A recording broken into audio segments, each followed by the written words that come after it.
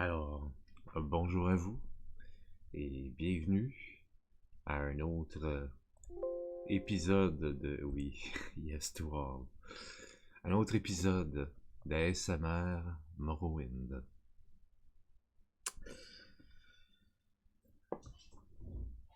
C'est la nouvelle année, on est en 2020, 1er janvier 2020 pour être plus précis. Et ben, j'aimerais vous commencer ça en vous souhaitant la plus belle des années. Hein? J'espère que cette année-là va vous apporter plein de joie, puis plein de sourires. Et pas seulement que des désagréments.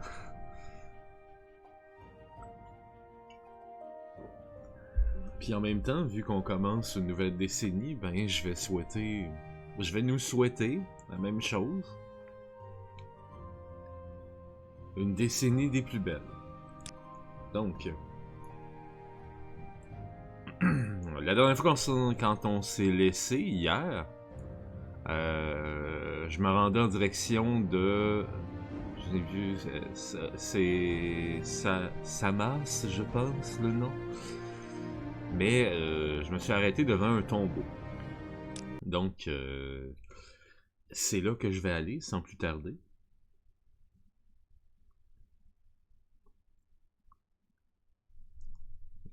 Allons-y. Explorons le tombeau. Avec mon Charlot Squad.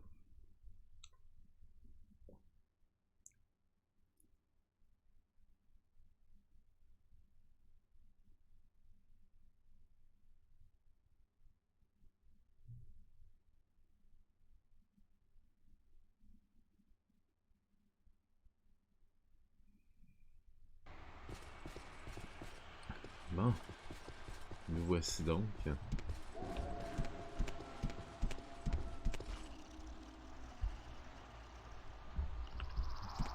il y a 𝓐𝓸𝓻𝓻𝓸𝓀. Il y a Edward qui est complètement derrière. On va présenter les gens, hein, quand même. Il y a Edward qui est là. Il y a Marianne. I could kill that 𝓤𝓸𝓻𝓻𝓸𝓀. Those boots are ruined. Il y a notre barde 𝓚𝓸𝓻𝓻 avec son luth. Hein, on peut voir le luth ici. T'as ensuite de ça, si on peut... Bon. T'as Anna Indoril qui est là. T'as Lucien Morvain. Et une nouvelle arrivante, Pelagiad. Someone watching me. Probably I can nothing. tell. I could kill that 𝓤𝓸𝓻𝓻. Those boots are ruined. Bon, là, ça se plaint sur des goires, évidemment.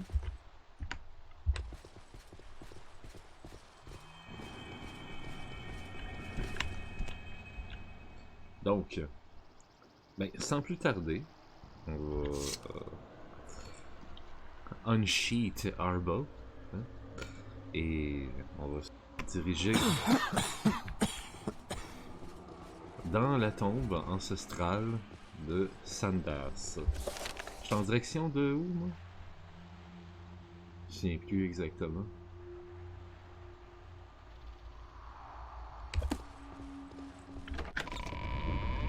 Mais ça n'a pas d'importance.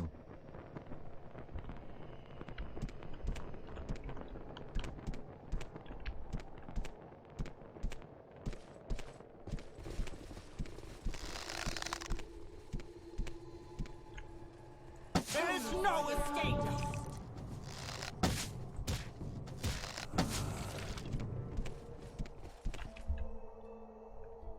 Bon, voilà. Steel Shield. Steel Katana. Hey, j'en aurais mangé une. On en aurait mangé toute une. No joke, là.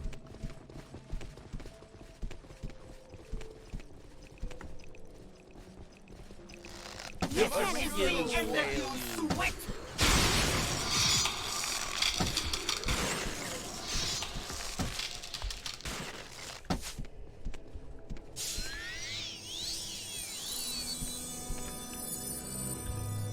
Crossmage. Ah ben ça, mais bien sûr.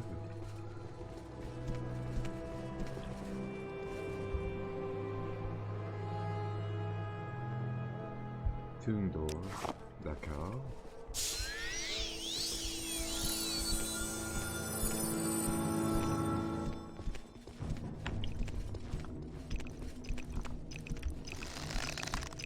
There's no escape!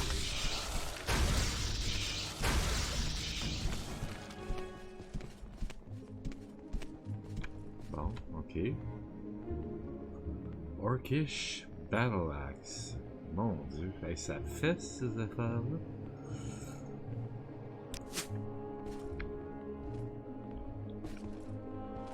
Déjà over-encumbered. T'as un Nordic Battle Axe. Attends pas d'avoir un Orcish Battle Axe à la place. Hey, mon homme.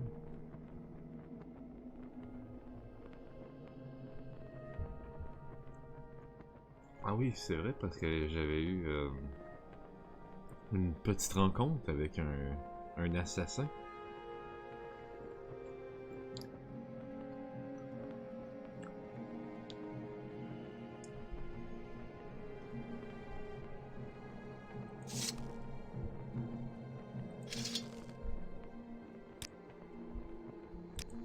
I could kill that _̓𝓚. Those boots are ruined. Oh, Pelagiad, hein? Sparksword.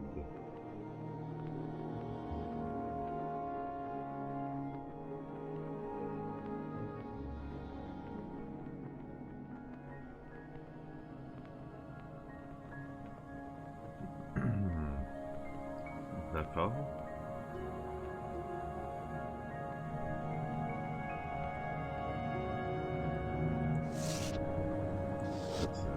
Ouais, tiens, ça.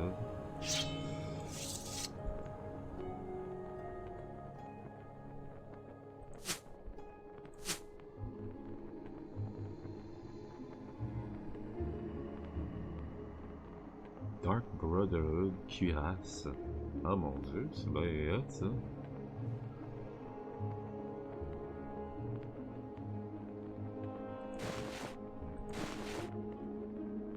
Oh yes. Dark Brotherhood gauntlet. The boots. Chitine cuirasse. Ben, je vais te donner ma chitine cuirasse, ma chère. Oui, ça va être pour toi ça.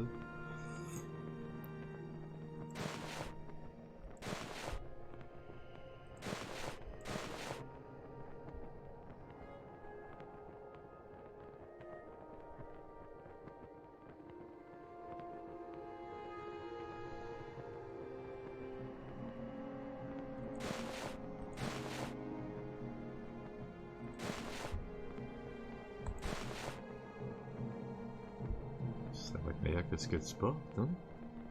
Bien sûr. Oh, Dark Brotherhood Helm. Voilà.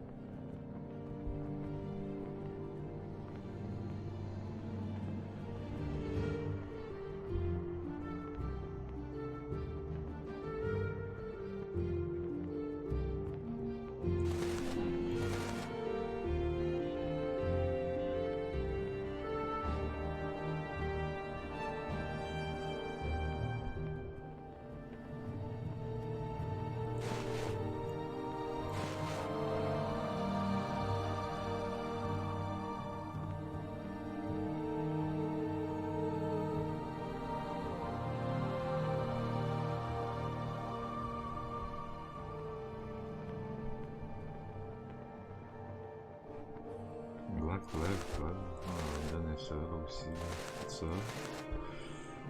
Voilà.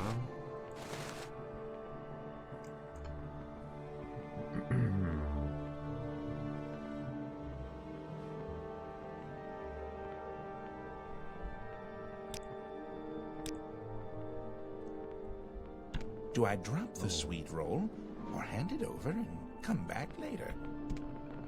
Dunno. You know. Ah, t'as déjà des black leather. Du tien, peut-être, à ce moment-là. Peut-être, sait-on jamais. Ou pas. Hein? Qu'est-ce que je peux voir? Ah non, je sais qui. Ça, mon petit barbe. Il est où mon petit barbe? Ah, il est là. Il est là, mon bébé. Allô, toi.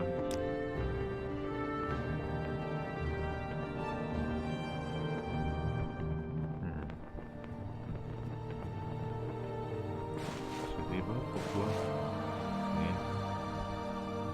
Ah, voilà.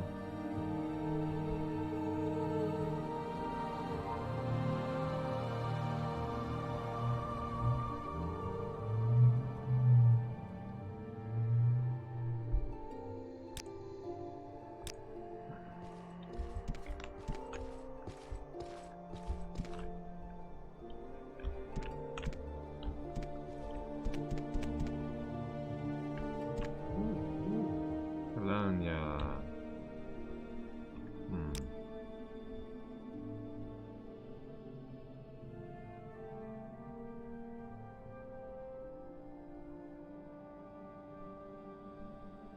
Je te donne-tu le fire tip? Ou je prends le flame blade? Intéressante question. Hein?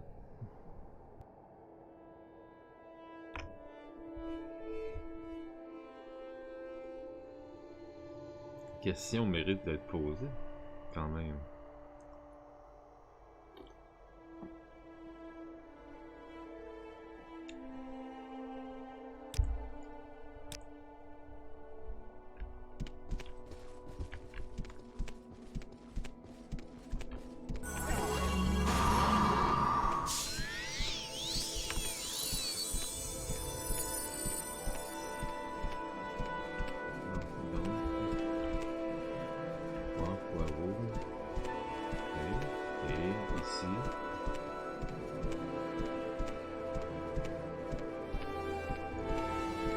Je crois que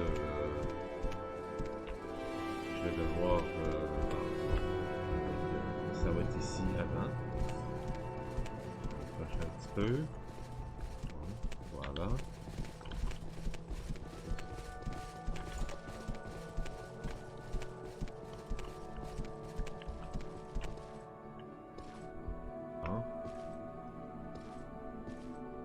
Et je vais revenir dans quelques minutes.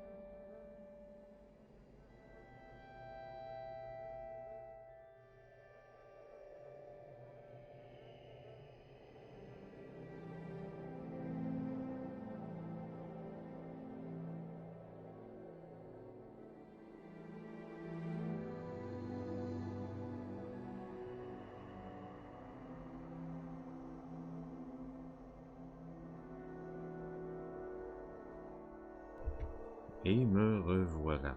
Bon. Alors.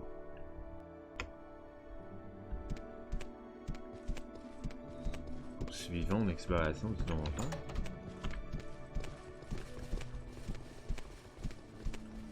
Ben, pas du donjon, mais de la tombe.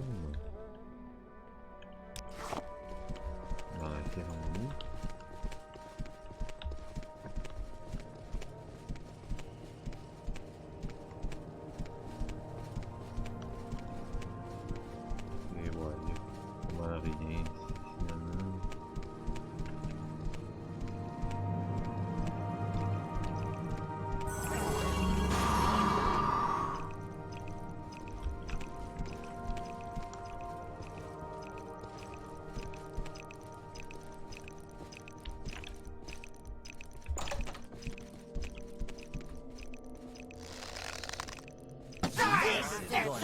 Fun.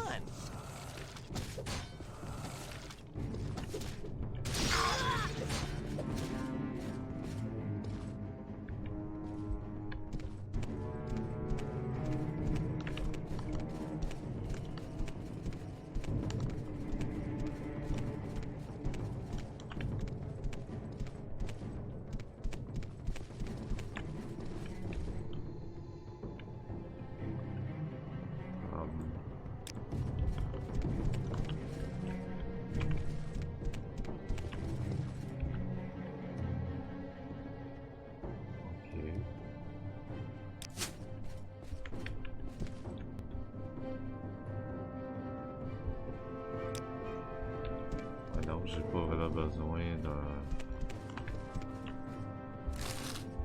d'un squelette.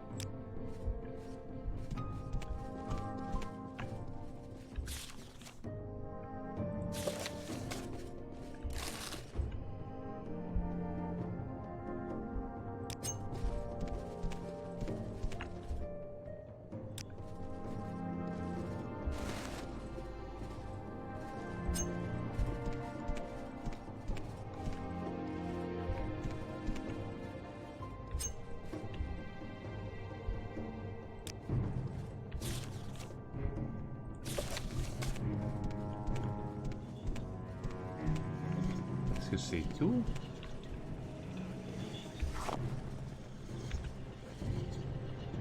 C'est un peu... Oh!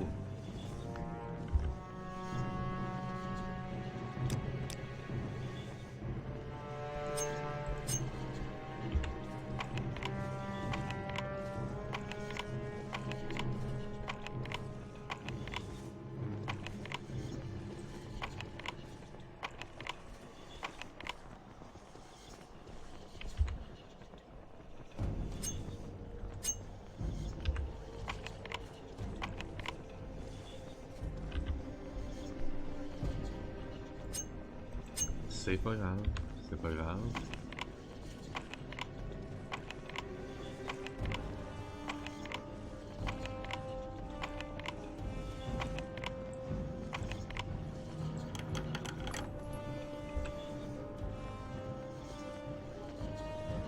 Suddenly quite feel cold.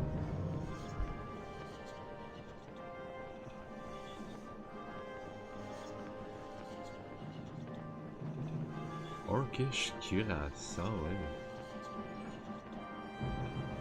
Ah bon? Now you die! I have her.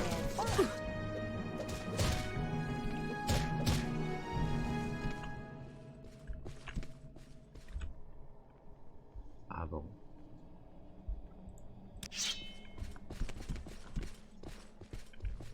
Donc, je pense que c'était que ça. En fait. 𝓐𝓸𝓻𝓻𝓸𝓀. Viens ici, 𝓐𝓸𝓻. Toi, t'aimais ça du orcish, hein? Bon, ben, mon cher ami. Peut-être que ça, en effet, c'est bien ce que je pensais.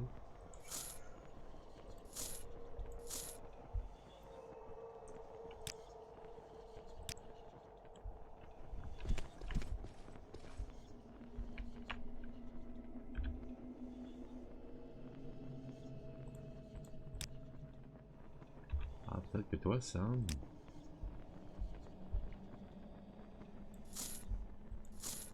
En effet, lui aussi, il aime ça du orcish cuirasse. Ah bon? Bon, d'accord.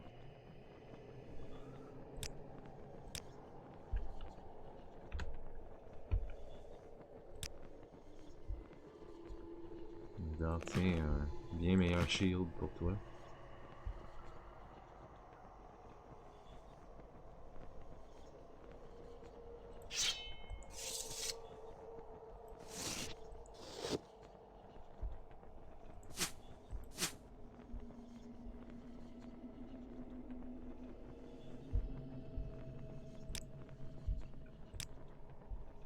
Bon, ben voilà. Hein? Cannot dispose of this corpse. Oh.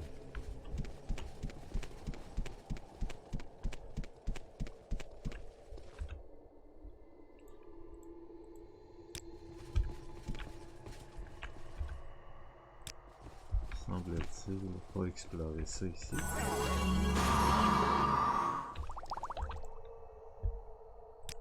Semble-t-il.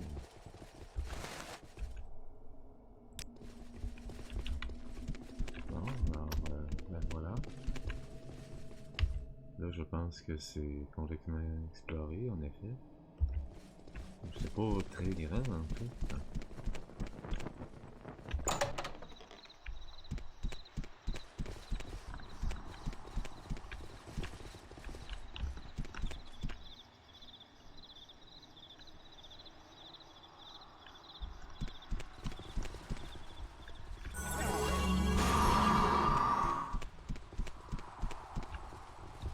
On va sauvegarder tout ça, hein.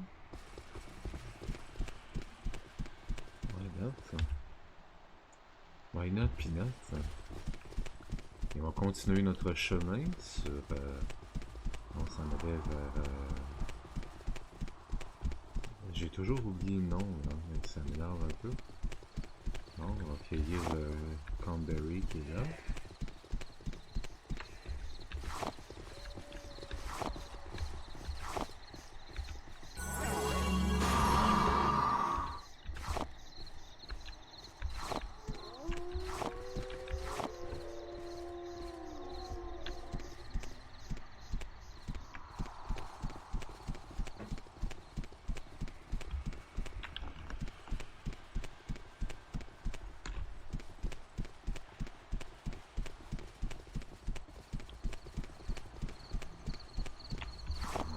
Direction là.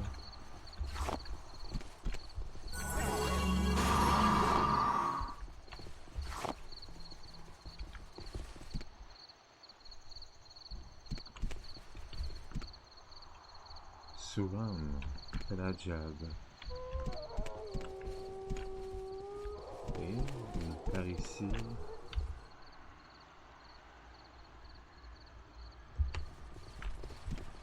Ah, ça ramène à où est-ce que j'étais tantôt. Ben, une autre fois plutôt. Devrais-je plutôt dire.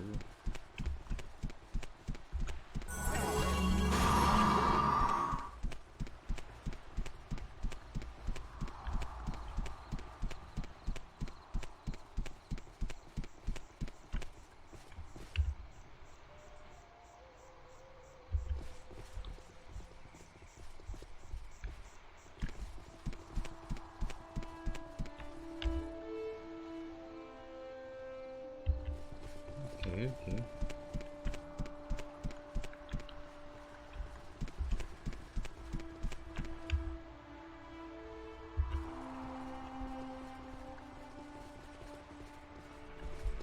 Il y a un lac là, ok, oui.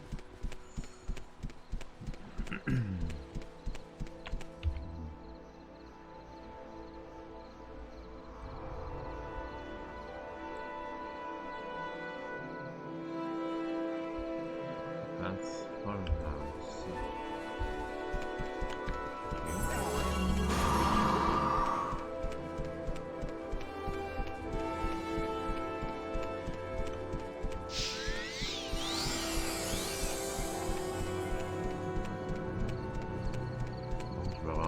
se rendre. On va aller vers là.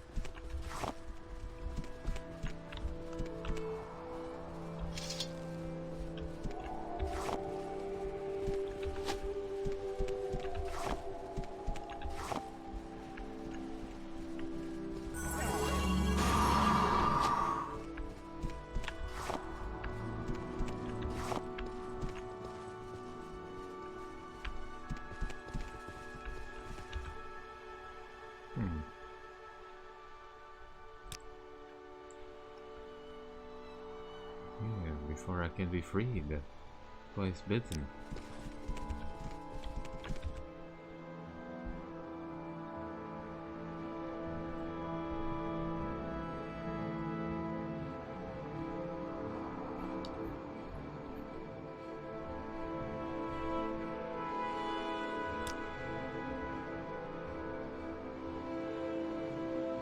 A noble of 𝓐𝓢𝓜𝓏.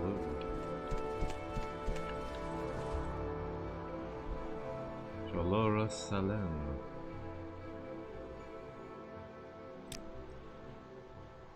Drill master.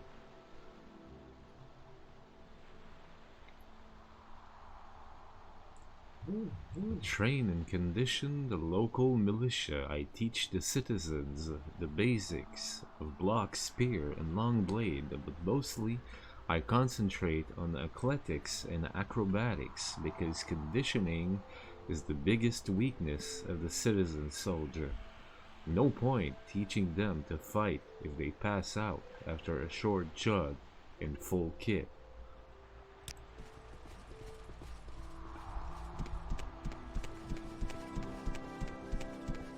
Je suis d'accord avec ça. What are you doing? Can you let 𝓜𝓸𝓻𝓻𝓸𝓀 go free?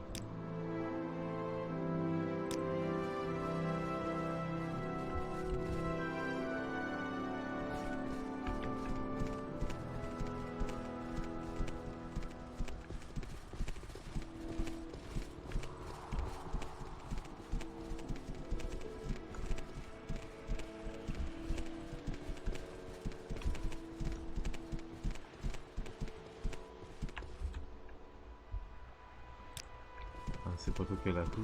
Ok. Est-ce que c'est toi qui as la clé? Non plus. Ok.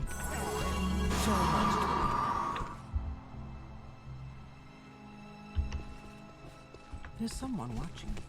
I can tell.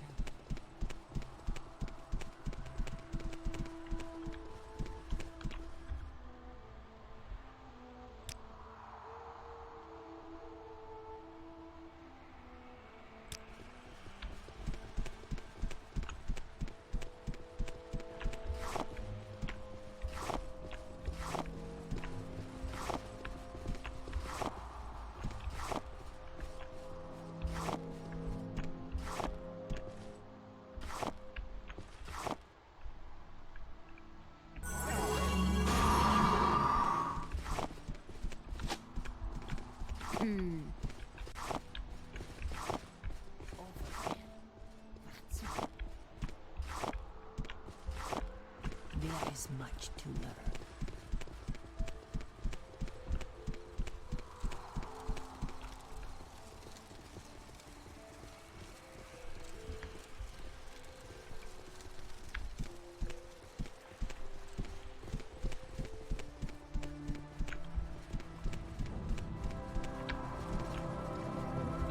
C'est ici les amis. Horrors. Wait here. Alright. Wait here.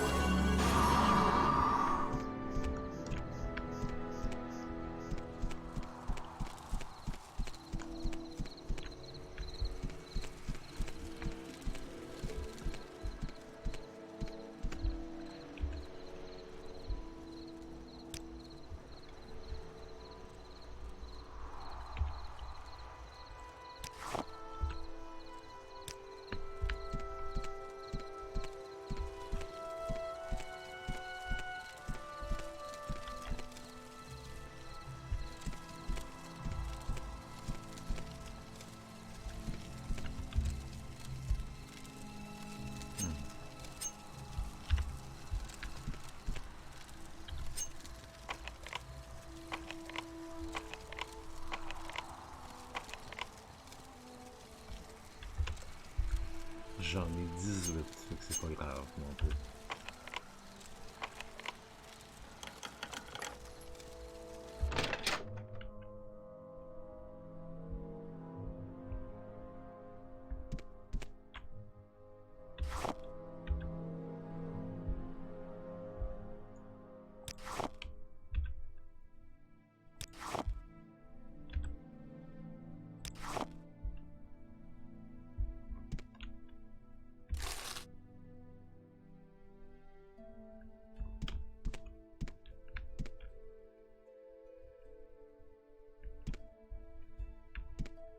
Mais il n'y a pas la clé.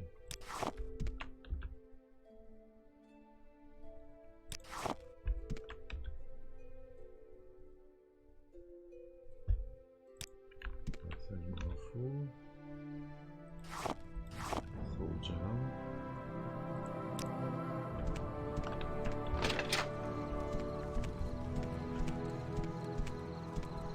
Avec ça ici, là.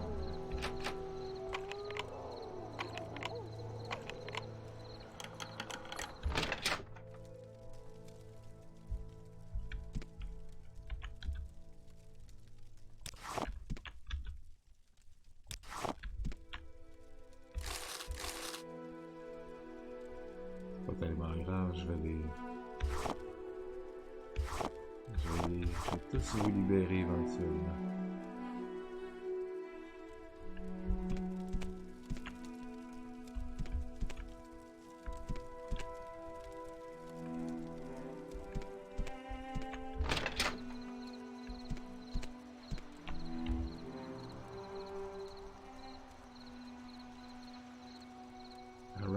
Plantation. Est-ce que c'est ici? Je sais pas. Pas trop sûr.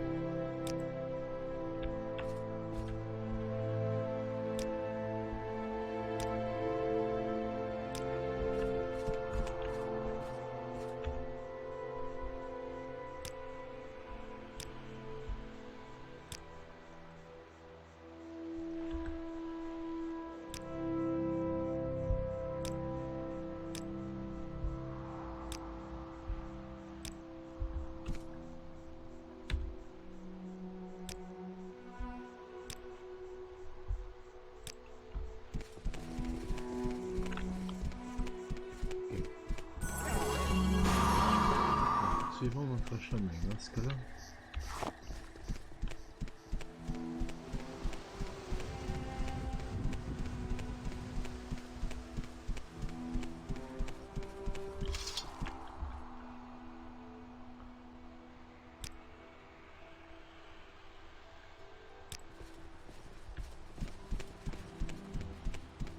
Peut-être ici, hein.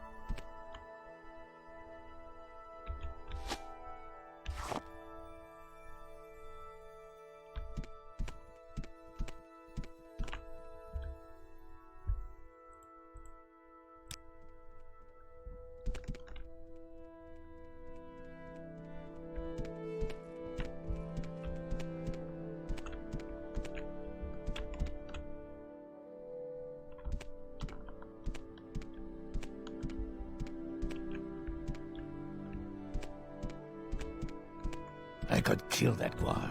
Those boots are ruined.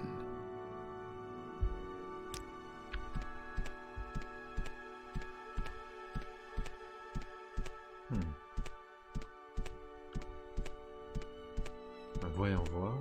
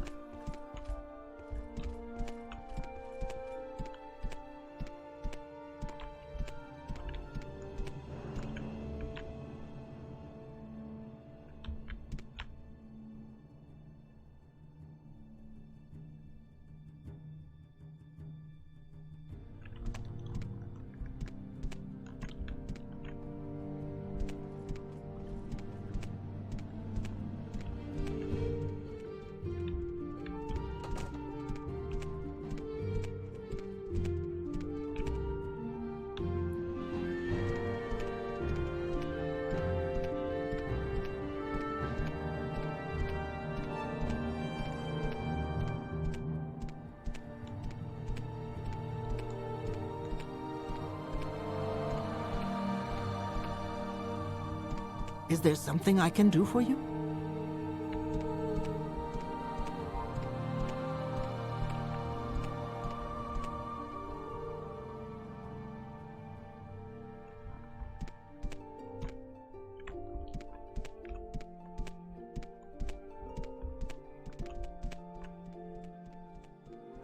Poison song?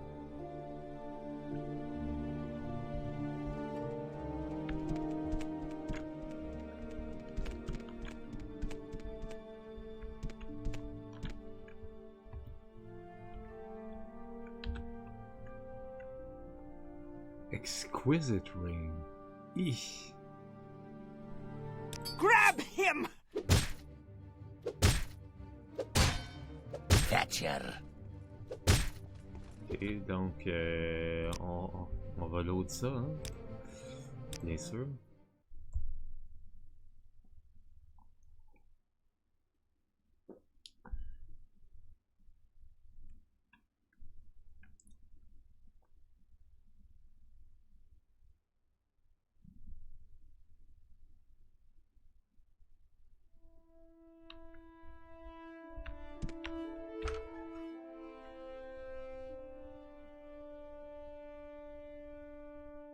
Grab him! Unarmored? Comment ça, unarmored?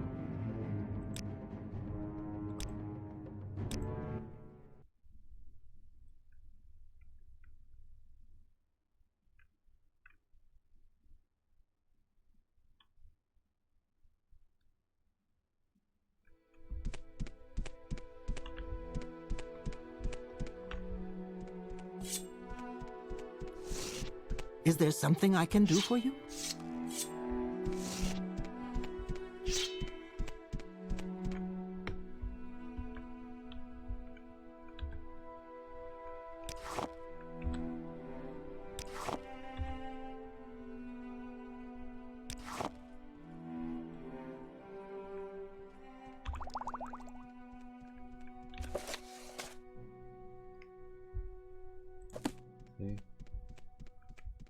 Okay.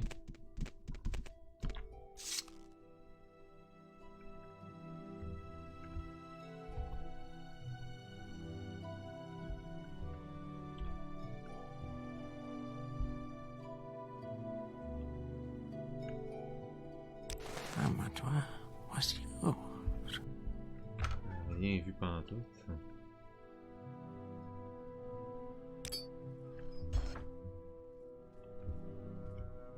Rien vu pantoute.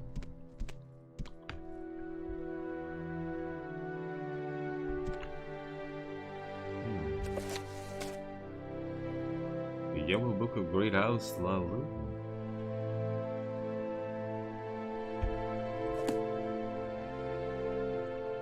Poison Song 4 by 𝓜𝓸𝓻𝓻𝓸𝓀.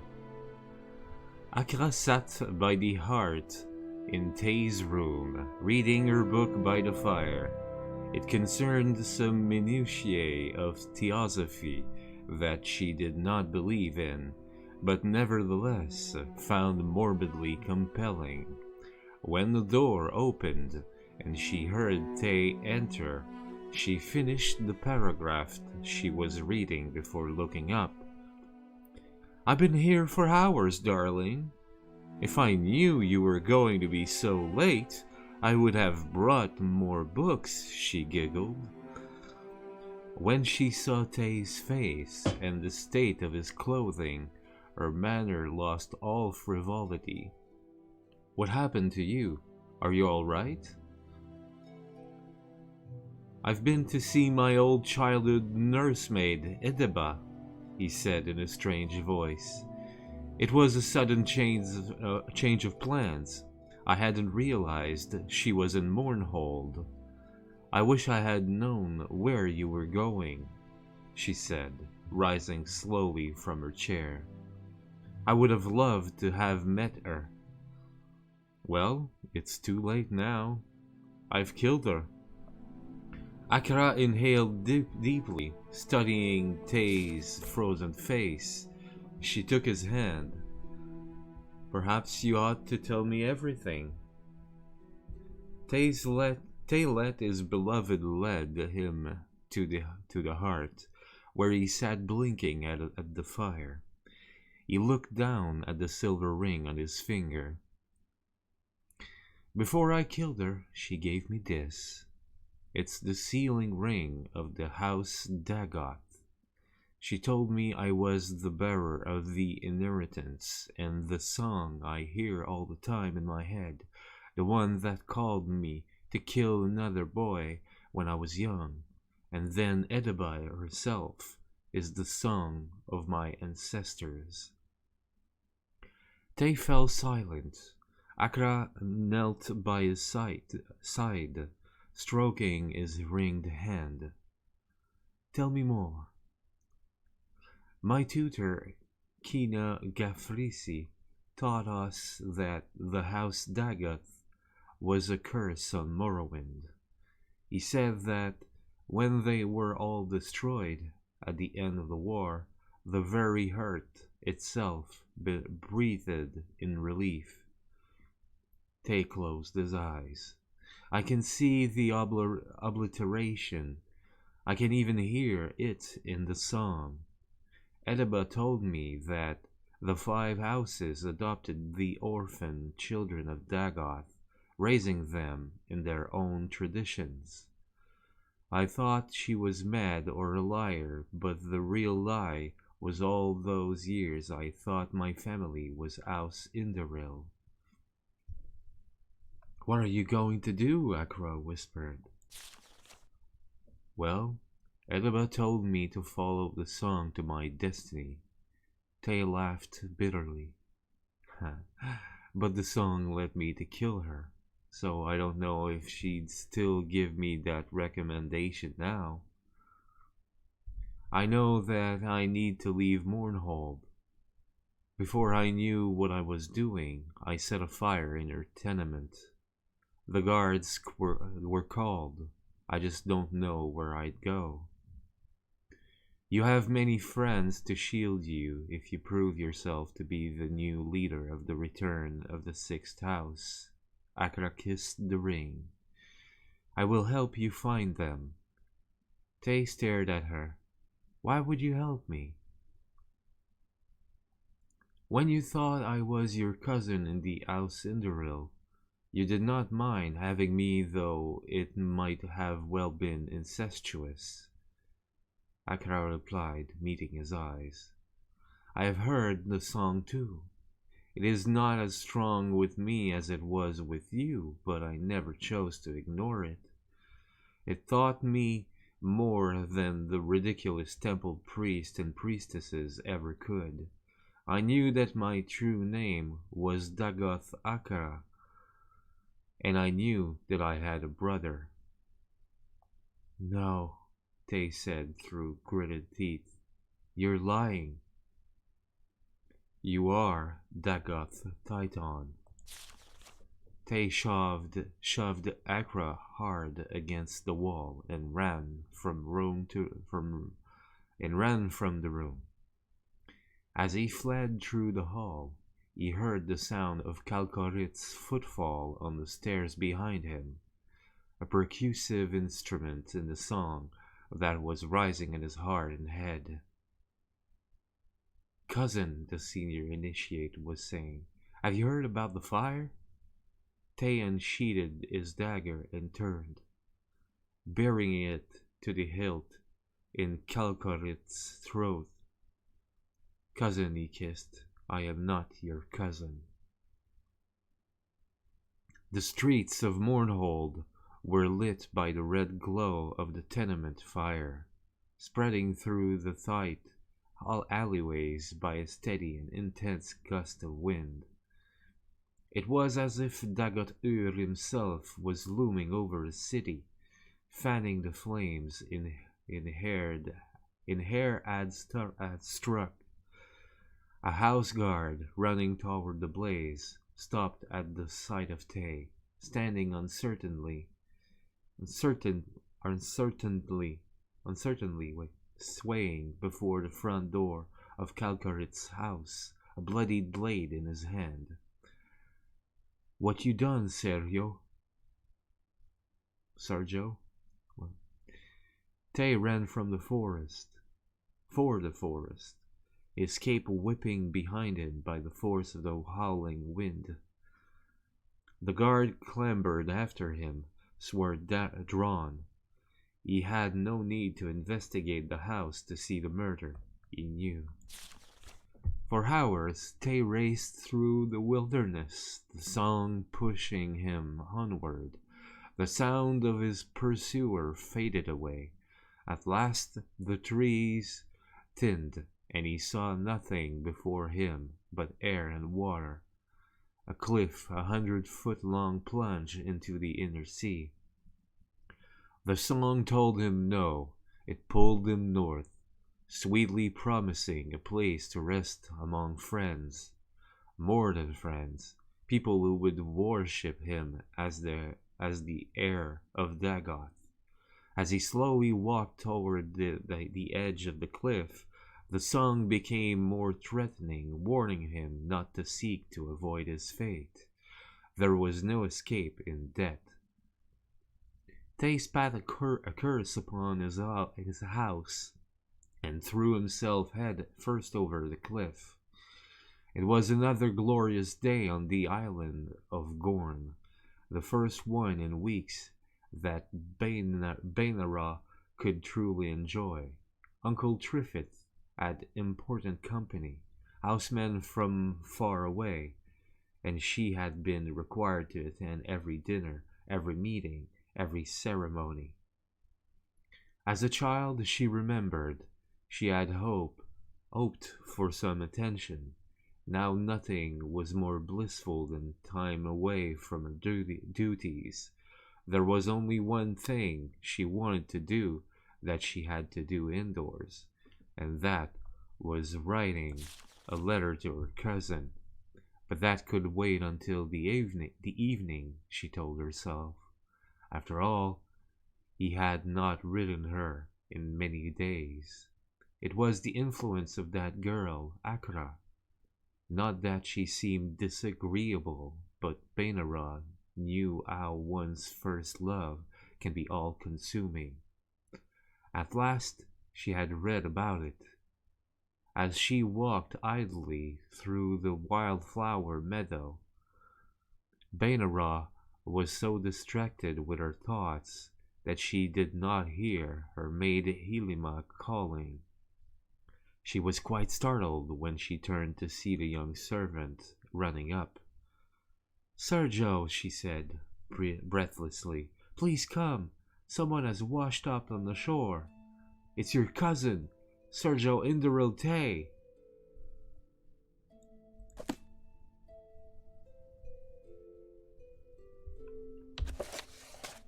The Poison Song, Book 6 by Briston Gzell.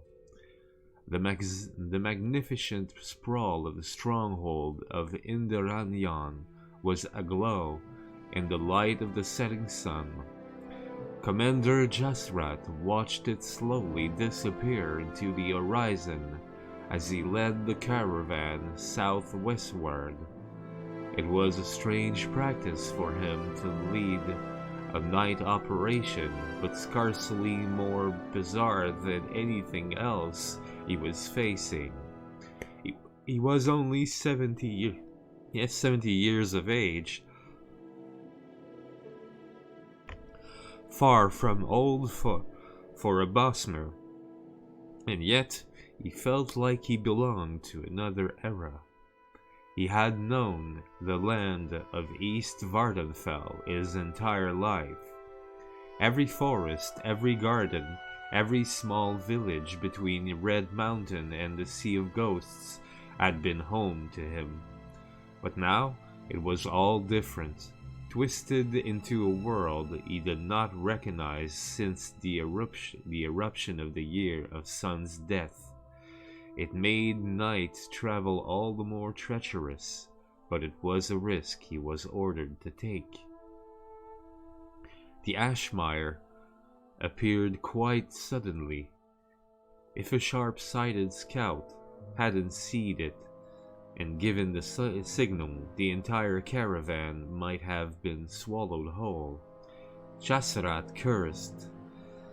It had not been on the map, but that was hardly surprising. It was a huge, unnamed scath, stretching as far as anyone could see.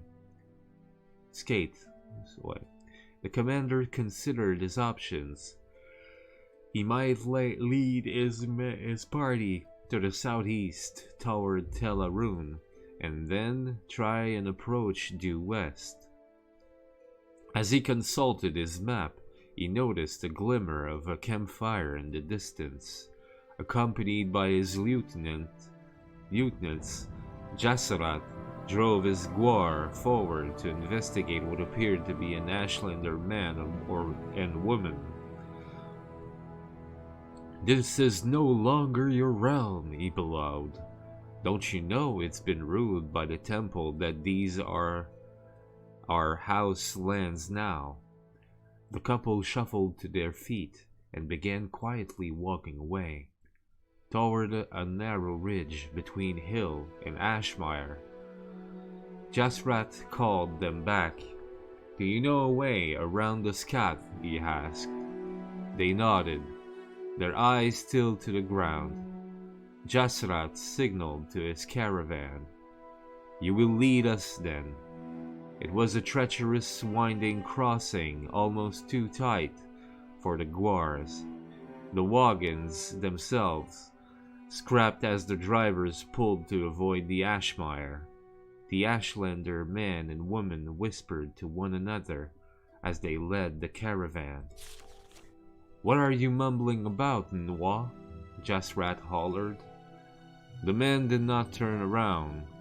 "My sister and I were talking about the Dagoth rebellion, and she was guessing that you were bringing arms to the stronghold at 𝓸𝓻𝓻𝓸𝓀, which is why you chose to cross the ashmire rather than taking a road." "I might have known," 𝓤𝓸𝓻 laughed. "You Ashlanders are so hopeful whenever you see signs of trouble in the houses of the temple. I hate to dampen your spirits, but what you're speaking of is hardly a rebellion, merely a few isolated incidents of unpleasantness. Tell your sister that." As they plodded onward, the narrow ridge began to taper even more. The Ashlanders found a low jagged crevasse in the hills, a crack from a lava flow even predating sun's death. The caravan scored the rock walls as it moved through. Commander 𝓤𝓸𝓻𝓻, after 20 years of uncertainty in a land he did not understand, felt a twinge of his old instinct. This, he thought to himself, would be a fine place for an ambush. "Ashlander, how close are we?" he shouted.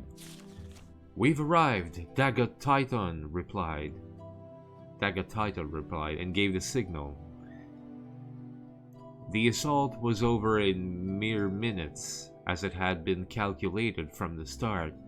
When the last body of the house guard had sunk beneath the ashmire, only then was the inventory of the caravan revealed. It was better than they had hoped. Virtually everything the rebellion needed. Daedric swords, dozens of suits of armor, quivers of fine ebony bolts, and rations enough to last for weeks. "Go on ahead to the camp," 𝓸𝓻 smiled at his sister. "I'll lead the caravan. We should be there within a few hours' time." 𝓸𝓻 kissed him passionately and gave the sign of recall. In an instant, she was back in her tent, exactly as she had left it. Humming the song, she removed the Ashlander rags and chose an appropriately diaphanous gown from the trunks, precisely the sort of dress 𝓸𝓻 would love seeing her in when he returned. "Murosa," she called to her servant, "summon the troops together. Titan and the others will be here very soon with all the weapons and rations we need." "Murosa can hear you now," said a voice Akira hadn't heard in weeks. She turned, expertly removed every trace of surprise from her face. It was indeed 𝓜𝓸𝓻𝓻𝓸𝓀, but not the quivering creature she had left behind at the massacre at Sandal House. This woman was an armored warrior who spoke with mocking confidence. "She wouldn't be able to summon the troops if she could. You may have weapons and rations, Akra, but there's no one left to arm or feed." Dagoth Akra made the sign of recall, but nothing happened. "The moment we heard you banging around in the tent, my battle mages cast a diffusion of all magicka," Bainara smiled, opening the tent further to invite a dozen house soldiers in. "You won't be leaving. If you think that my brother will walk into a trap, you underestimate his allegiance to the song," Akra sneered. "It tells him everything he needs to know. I have convinced him to no longer fight it and let it lead him and us to our ultimate victory." "I've known him longer and better than you ever did," said Bainara coldly. "Now I want you to hear what the song is saying to you. I want to know where I can find Tay." "Tython, my lady," Akra corrected her. "He's no longer a slave to your house and the temple's lies. You can torture me all you wish, but I swear to you, the next time you see him, it will be because he wishes it, not you. And that will be your very last moment alive." "Don't you worry, Sergio," Bainara's Nightblade winked at her. "Everyone says they won't break under torture, but everyone always does." Bainara left the tent. It was all a part of warfare. She understood that, but there would be a little relish in witnessing it. She could not even watch as the house soldiers disposed of the rebel corpses.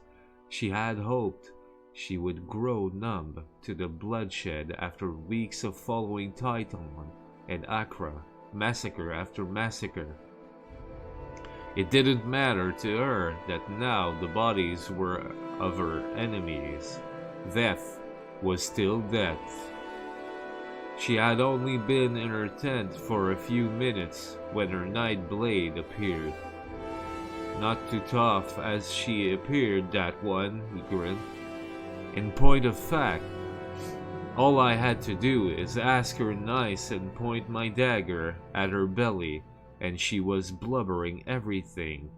Not too surprising, really. It's always the ones that talk big that crumble fast." "I remember way back a couple years ago, before you was even born." "Gadwan, what did she say?" Bainara asked.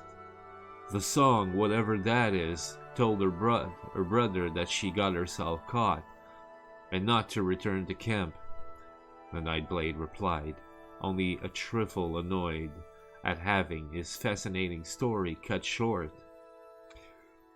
"He's got a half-dozen mer with him, and they're going to try to assassinate the fella that led the 𝓜𝓸𝓻𝓻𝓸𝓀 army in the war, General 𝓜𝓸𝓻𝓻𝓸𝓀 Bananizaerf." "Uncle Triffitt?" Bainara gasped. "Where is he stationed now?" "I'm not sure myself, Sergio. Do you want me to ask if she knows?" "I'll come with you," said Bainara. As they walked towards Akra's tent, cries of alarm sounded. The situation became abundantly clear even before they reached the site.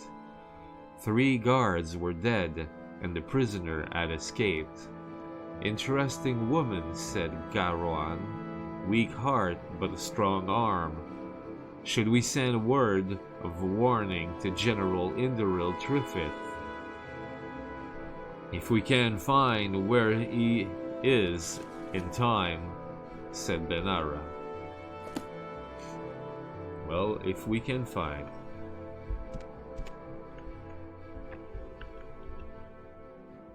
Well, if you come all this way, I suppose you can ask a few questions.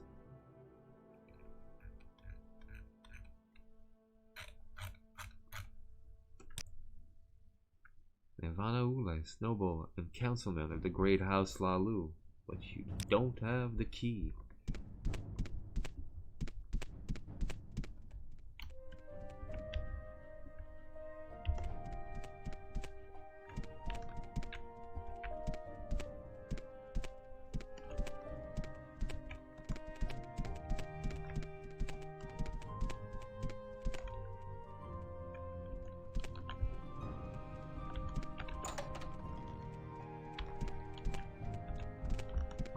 C'est pas ici non plus.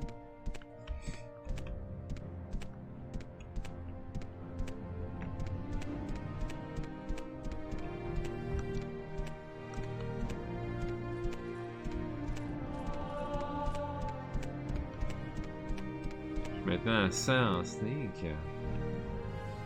I don't think we've been introduced, Outlander. How can I help you? What's your background? Of a great house 𝓸𝓚.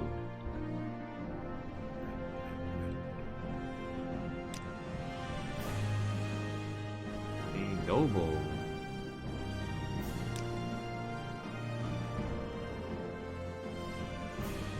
Okay.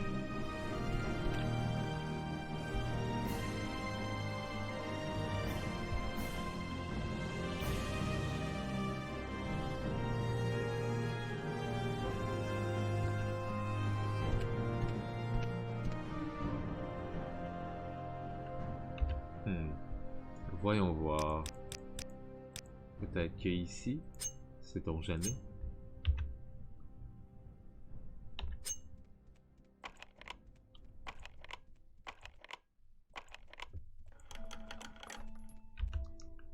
Bon. Where is that slave?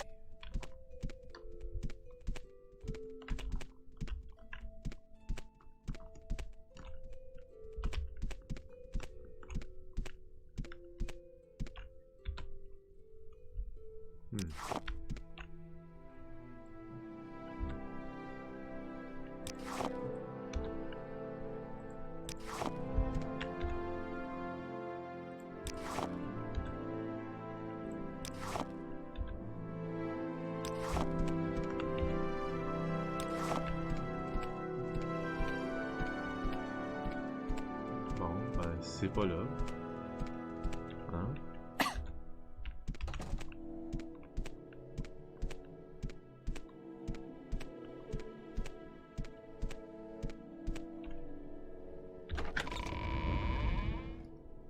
C'est malheureusement pas là. Je sais pas c'est où, mais c'est pas là. I thought I heard something.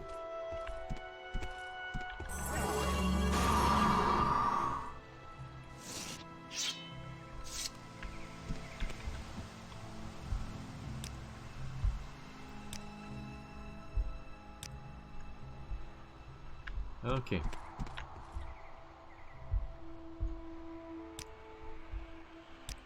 Bon. Maintenant, on va reprendre le chemin après avoir fait suivre tout le monde là. Hein?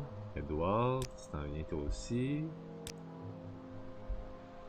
Lead the way. Non.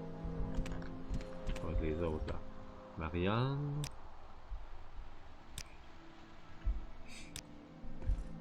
Lead the way. Lutien. Non, non, non, non.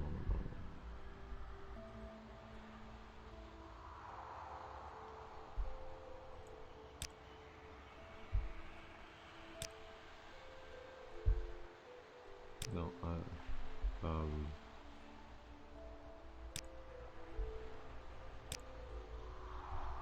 Follow me, c'est ce que je voulais, ok. Si.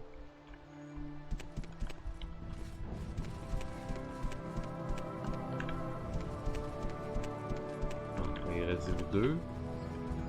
𝓐𝓸𝓻𝓻𝓸𝓀. Orders, follow me. Lead the way. Et finalement, Sam, orders, follow me very well. Alright. Bon.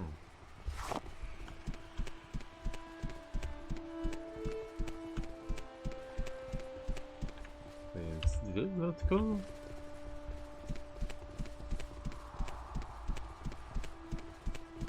Je sais pas si c'est bien ça. Peut-être, sait-on jamais.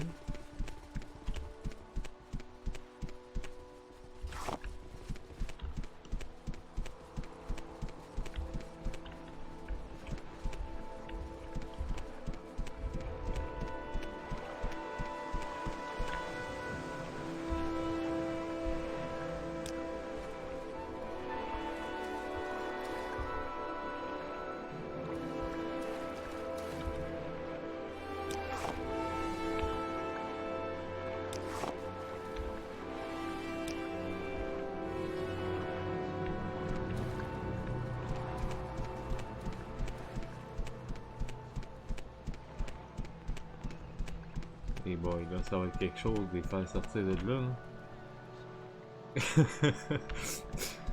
Eh, monsieur, ok, bon. Hein? Vous êtes les amis?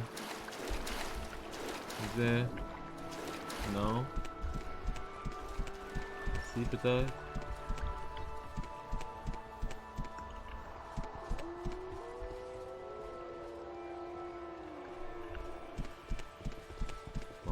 On s'en est ici, hein? On va voir tout le monde qui vont être là.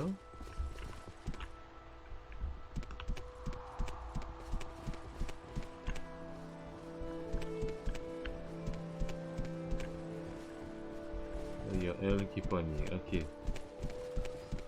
Bon. Ah! Non, je pense que ça va là. Oui, en effet. Bon, elle s'est téléportée. Bon, ben c'est bien d'abord. C'est parfait.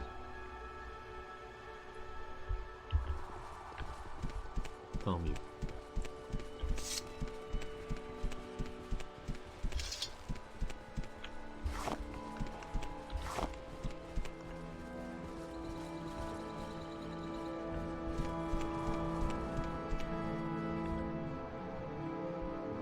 Excuse me, master. Can you help me, please? I fear I'm lost without your help. Please, can you aid a poor Oregonian? Oh, kind and great one. Recently escaped from the Dren plantation, am I? Very cruel they were to me there. Please, great friend, will you not help me? I have heard there is a place near here that will help those such as me. Oh, great and kind one, I beg you, a kindly red guard who helps us, is what I've heard.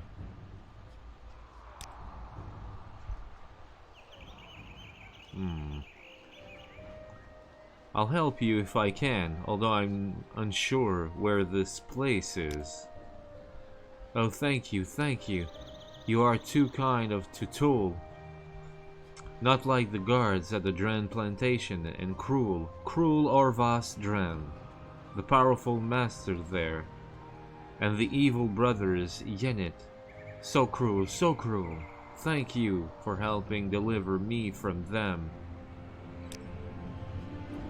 Yes, a great one. A red guard will help those like me. Perhaps he is nearby. Ah bon? Donc, nearby. D'accord.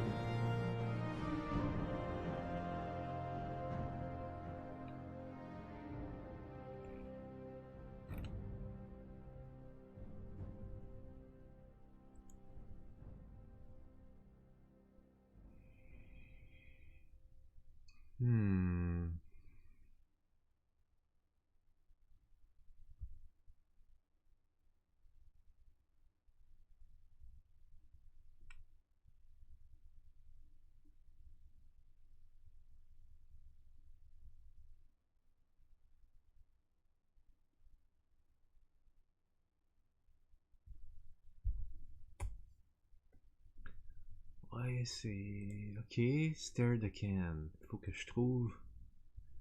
𝓜𝓸𝓻𝓻.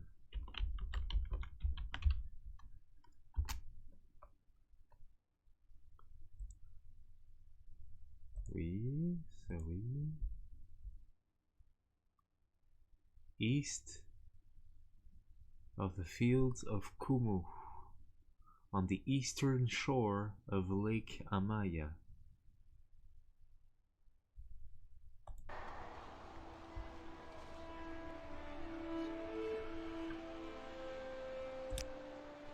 The twin lamps, they brighten the way, O most kind, wonderful and ample friend. Your eyes are like twin lamps of hope, my gracious Savior. Yes, that is it.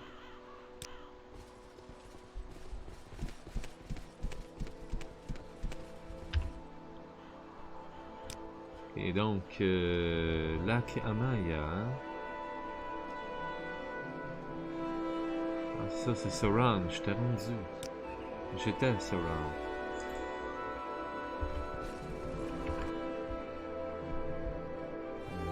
J'aurais besoin d'une map de Morrowind.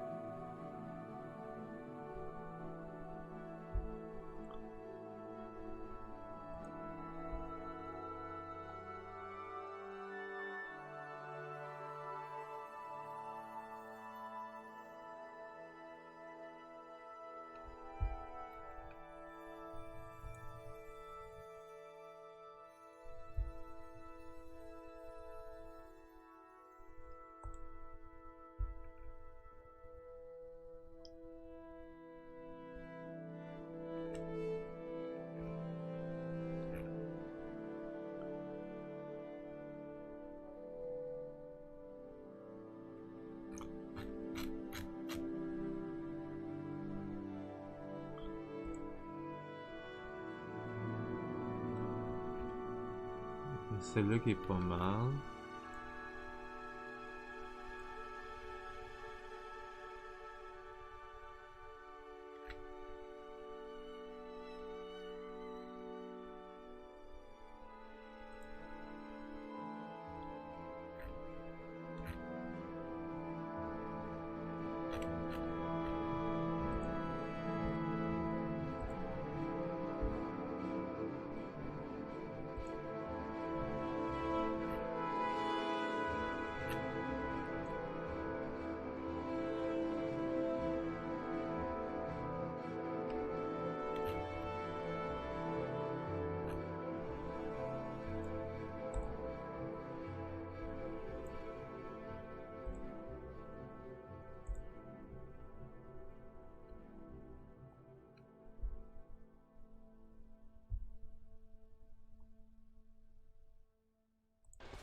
Ok. Bon, ben normalement ça devrait être...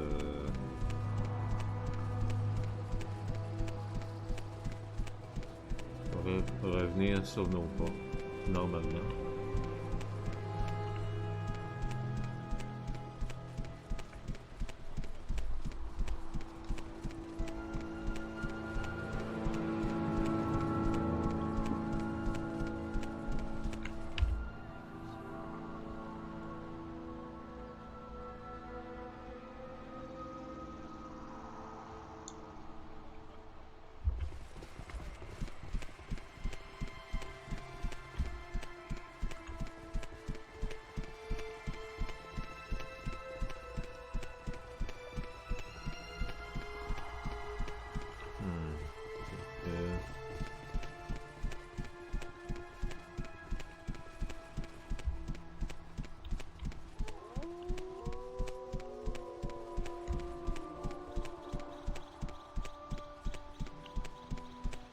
Ah, est-ce que c'est ici?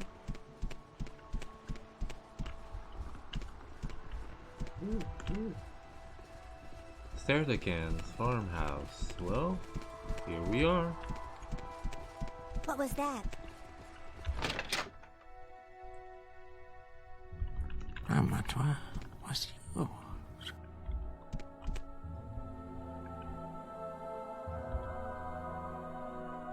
What are you doing here?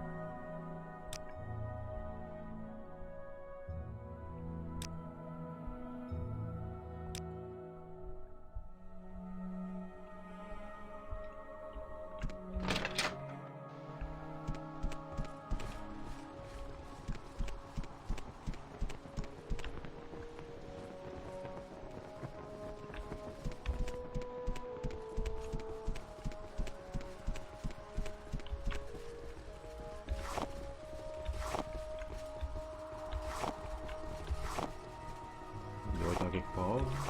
En attendant.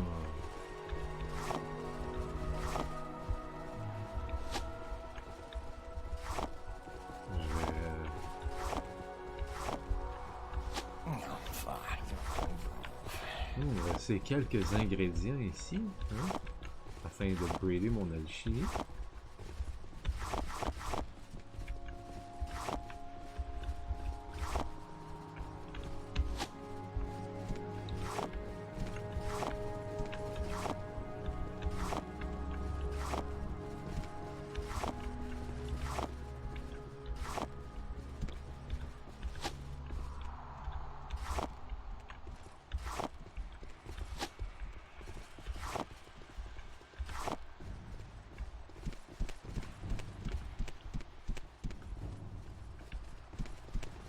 Ah, ici.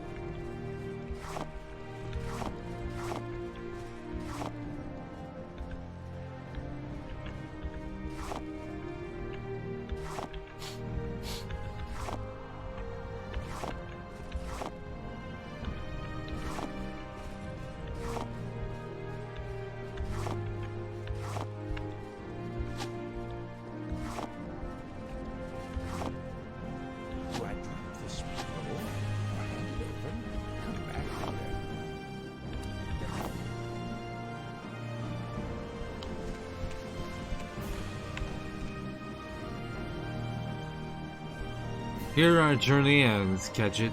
For bringing me to this place, I thank you. It has been a thorn in the side of the 𝓐𝓸𝓻𝓻𝓸𝓀 for too long. Too long. Be on your way, Islander, or with this Redgar you will die. That is the choice I give you. The only choice, go now and forget about all of this, or die where you stand. It matters not to me. I cannot let you kill this man. Here it comes. As you wish, the end of the 𝓐𝓸𝓻𝓻 will speed you to your final rest.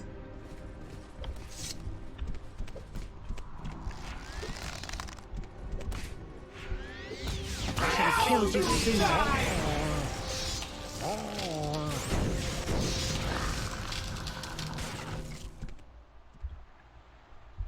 Well, tool.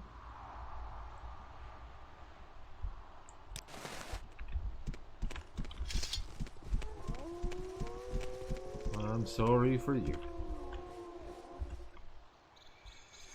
I see that you were taken in by that bounty hunter. Fear not, it is not uncommon for them to come looking here. I thank you for your help and for your intentions. Here, take this. It is a small token of my gratitude. May it serve you well. First bury a ring.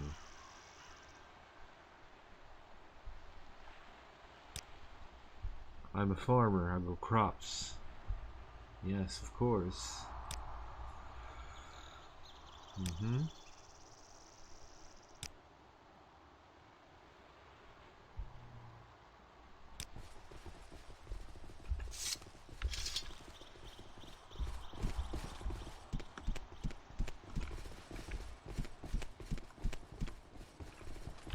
Okay, so now I have a ring, it seems.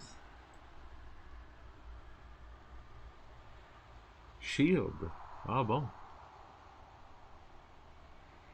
Shield ring.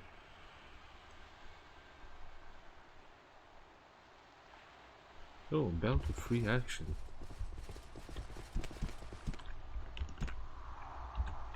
Hey, salut Marianne de Castor. With healing belt. Ouais, c'est le healing belt there. Mais.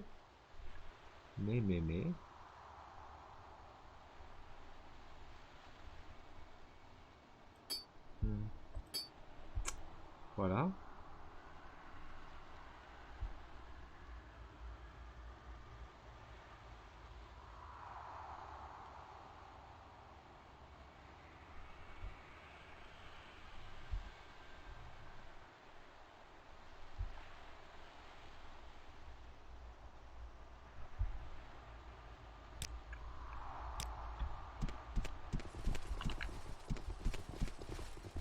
Okay, well,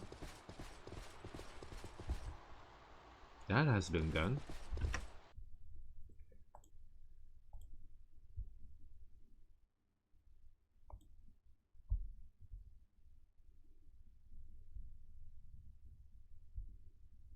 Oh, il y a plusieurs jeux de gratuits. Ah bon? Sur Epic Games. Intéressant. Je verrai ça plus tard. Pour l'instant. Merci Giro d'ailleurs, qui est sur mon Discord, à envoyer tous les liens de ça tout le temps. Ok. Bon,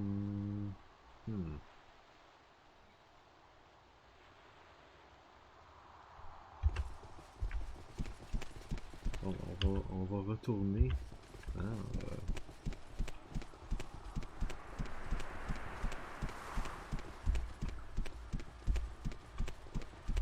vers 𝓐𝓸𝓻𝓻.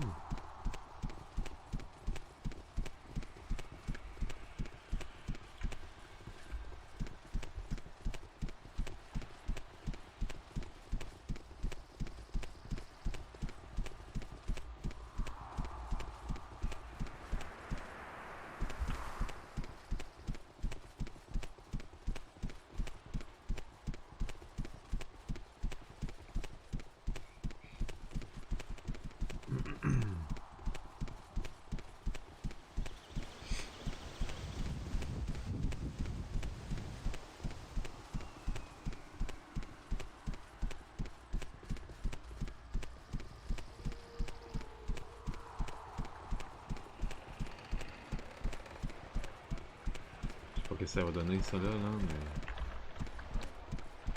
Oh, non, non,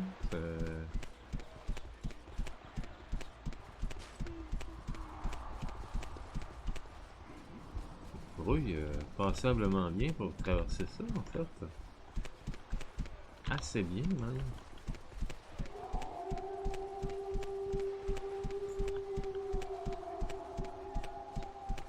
Well, hello, Suran.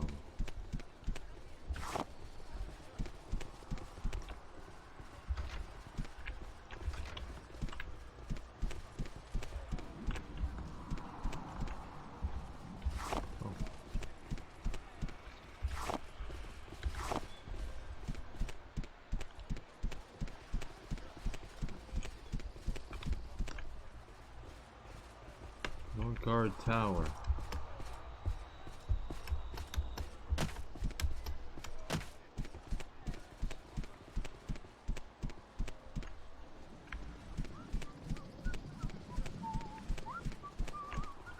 The Black Goblet.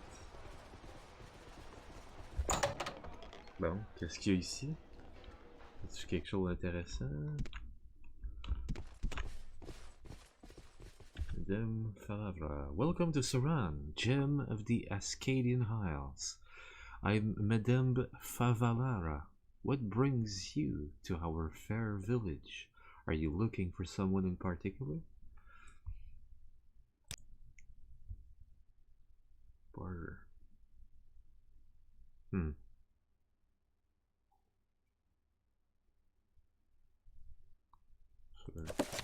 Ouais, non, t'ajoutes pas ça, hein? Ah, ça? Non plus. Malheureusement.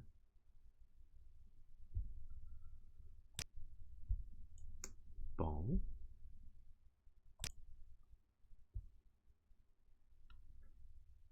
This egg mine. 𝓐𝓢𝓜𝓻𝓻𝓸𝓀 egg mine? Just go south, around those hills to the east. Then follow the hills back north from the river and you can't miss it. South, around those hills to the east. Then follow the hills back north from the river and you can't miss it. D'accord. 𝓜𝓸𝓻𝓻𝓸𝓀 lives at Ules Manor across the lake to the west. There's an east-west rope and plank bridge north of town that crosses the water just before you enter the Highlands. Cross the bridge heading west and Ules Manor is the first building on the left. Oh ben j'y étais là, puis elle avait pas rien à me dire.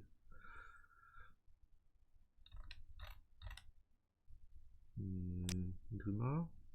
𝓜𝓸𝓻𝓻𝓸𝓀 found a rogue Telvanni base out in the middle of the Ashlands, but she used Almsievi intervention to escape, and now she doesn't know exactly where the base was.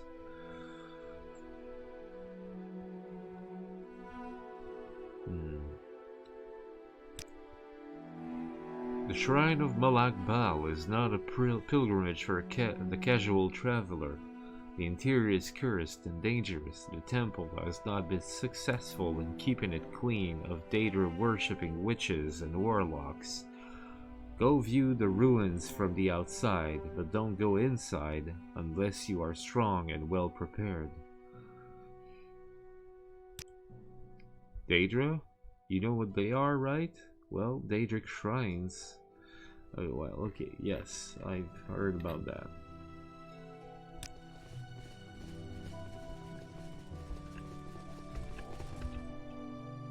No trouble at all, Charlot. I'm not busy at the moment. What can I tell you about Suran?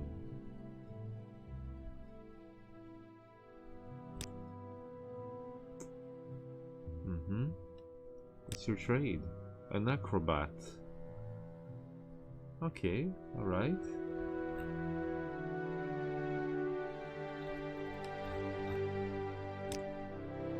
Pelagiad come from the deserts of elsewhere.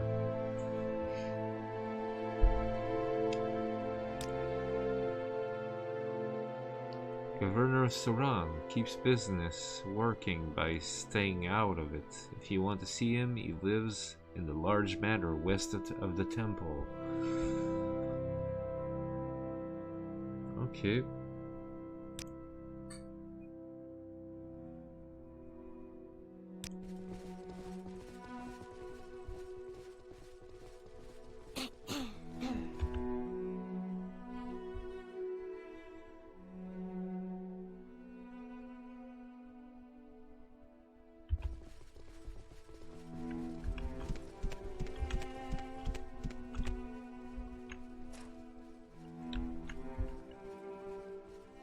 Huh. The Black Goblet?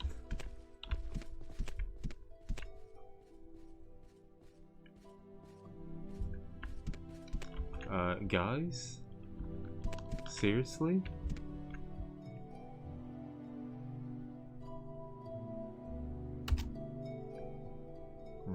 So?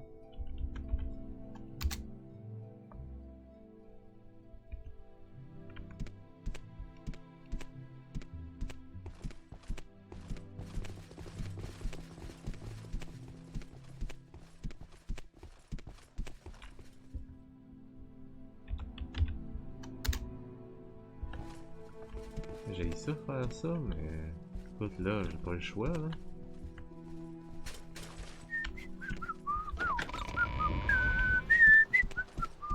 Oh non.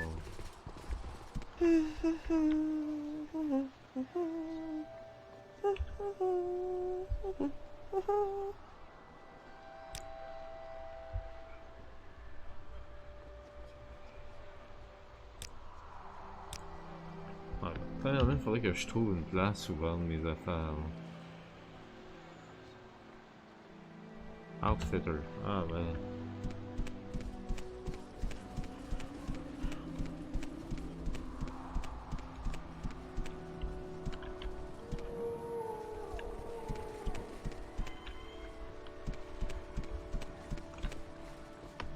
Guard Tower. Et donc non.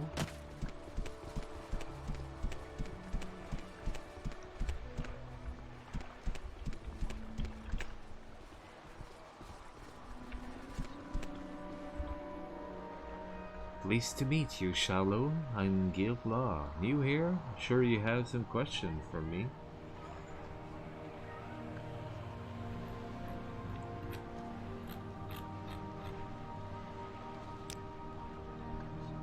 Have anything to barter?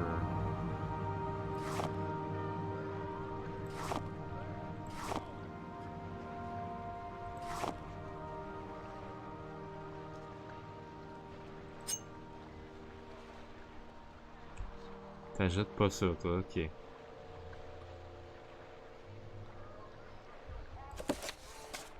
Ça non plus, d'accord.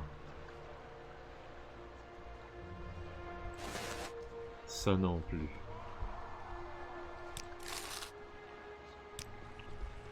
There's someone watching me.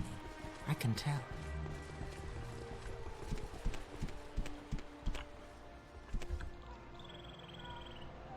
Red Mountain spreads ash and blight. Sinners gather at the house. The time of the incarnate is at hand.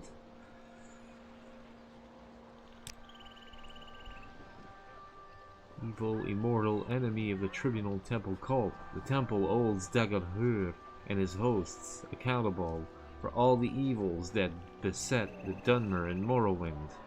𝓜𝓸𝓻𝓻𝓸𝓀 dwells in the fiery caverns beneath Red Mountain, served by his kin, called Ash Vampires, and by legions of deformed monsters.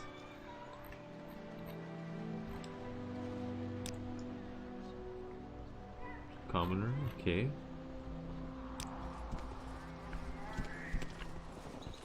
Pawnbroker. Smith. Ah, bon. Ça va être un peu mieux. On va vendre des choses au Smith. He's a warrior.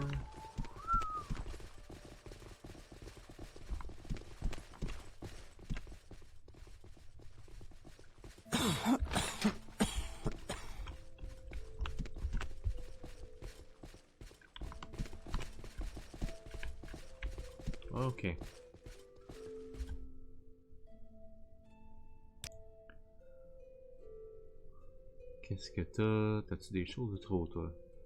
Je pense pas. Je ne pense pas.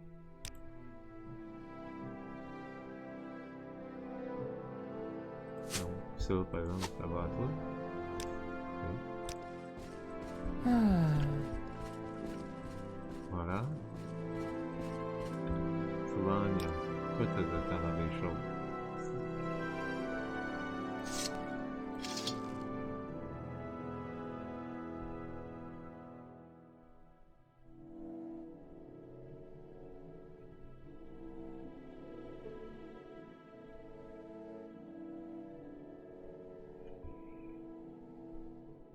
Fait que 3 à 12.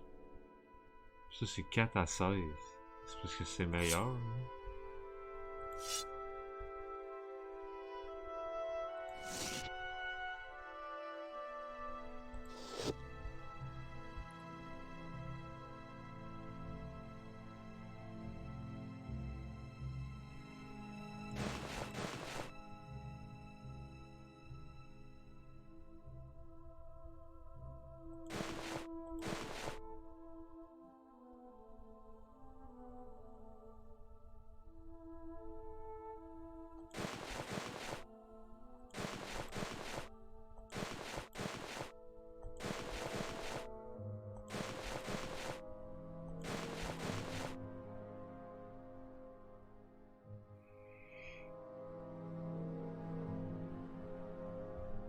Hein?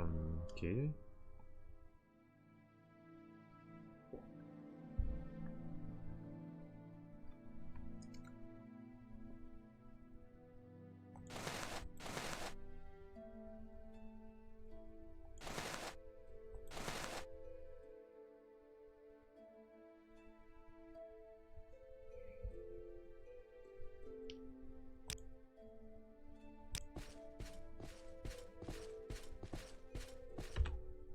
Ouais, Edward, as-tu des choses, toi? Non, je t'avais donné un Orcish Battle Axe.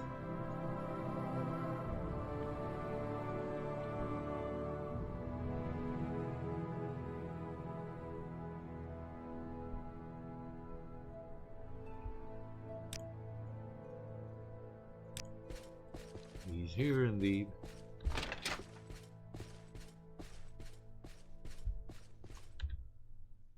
Ok. T'as des choses à vendre.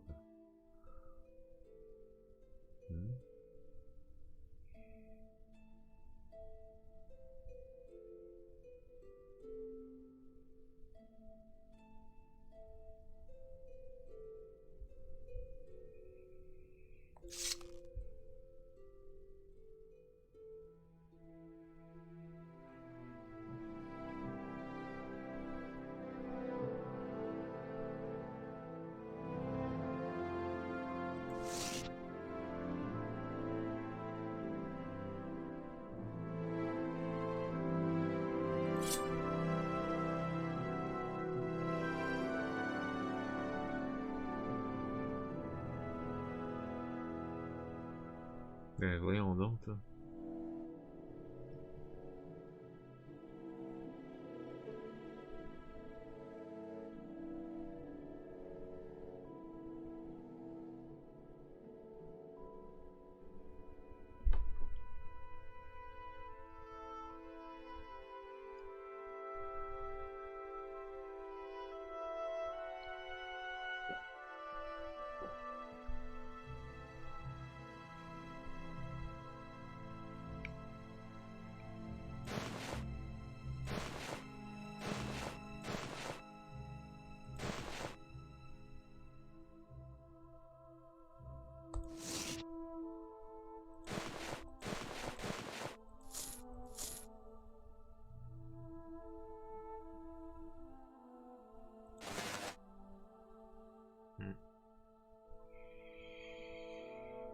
Ok, ça, tu t'achètes pas ça, toi?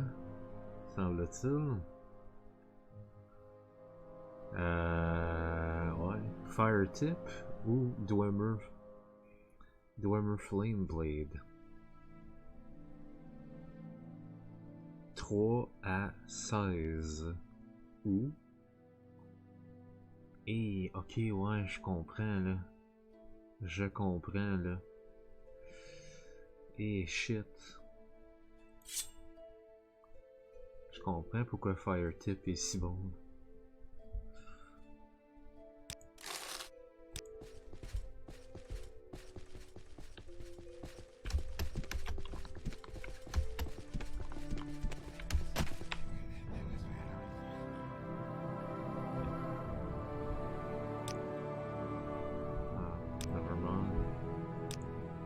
Share, ok, oui. Scourge of the Living. Ouais, donne-moi ça.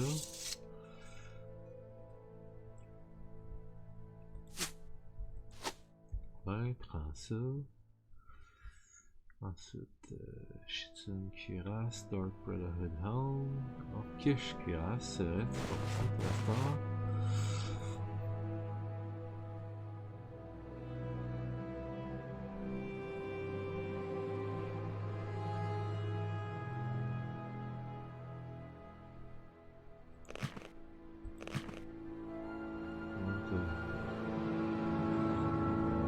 Of light medium, toi. Ok.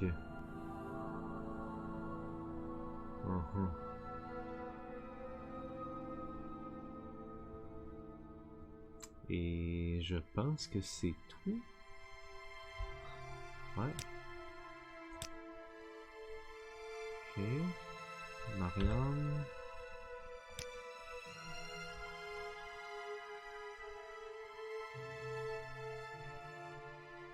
Non. Non, non, non. C'est tout. Et 𝓜𝓸𝓻𝓻𝓸𝓀.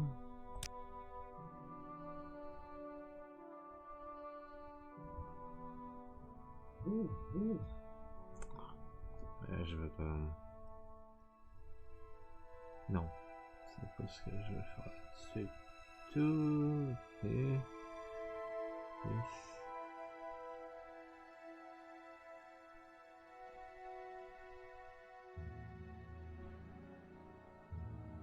Ah, merci. Voilà. Steel Battle Axe.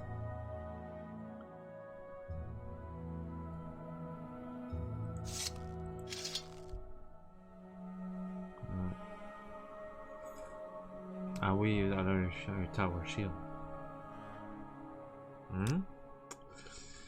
Ok, donc ça va pour 𝓜𝓸𝓻𝓻𝓸𝓀, 𝓸𝓷𝓭, peut-être?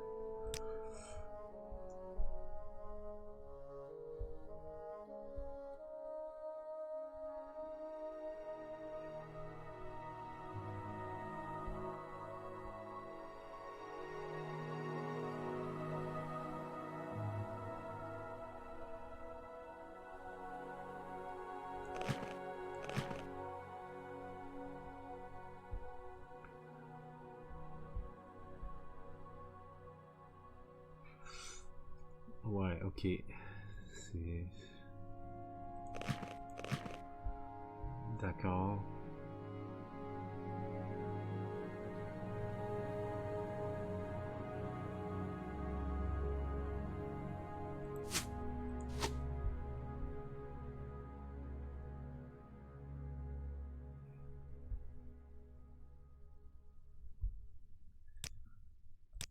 Ouais, ok.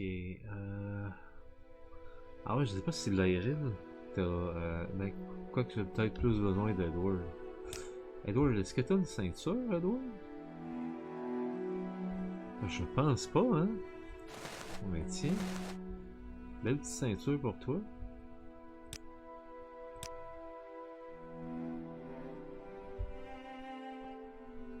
On a...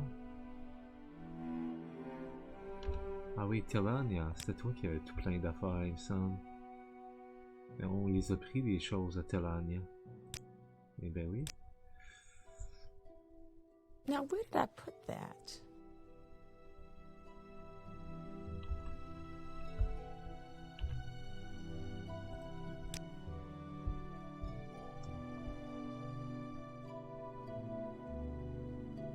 Hey, 4850, hein?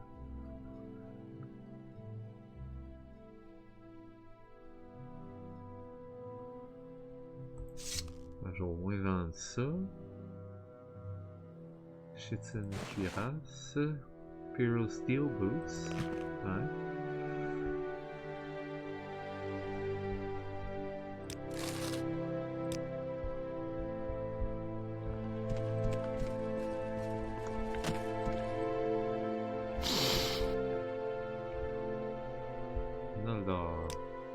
Ok.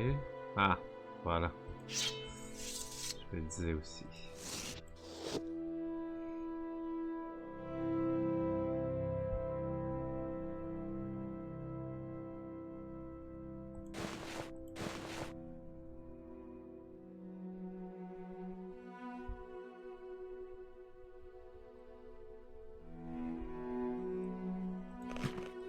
Ah, c'est ce que tu portes, ok. Ok.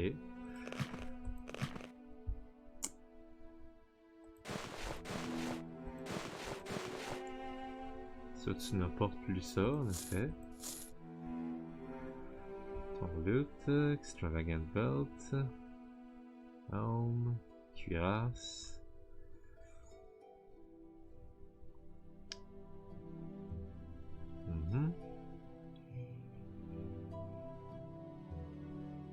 Le reste, c'est tout à toi, donc ça va, oui.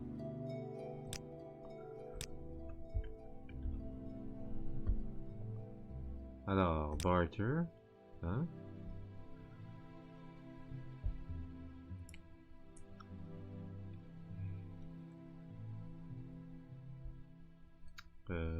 Silver Claymore, Steel Club, Shipping Boots, ça aussi, ça aussi, c'est...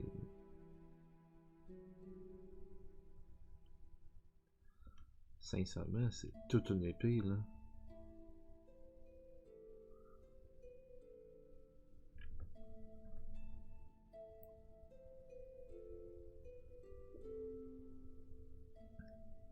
Scourge of the Living.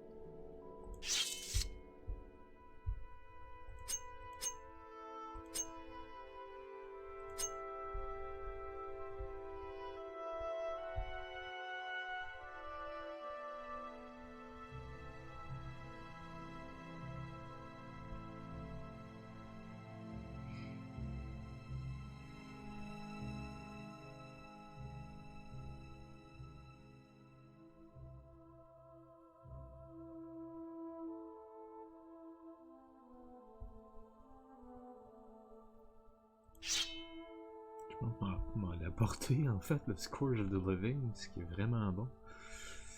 Elle est bonne en mot t'as dit.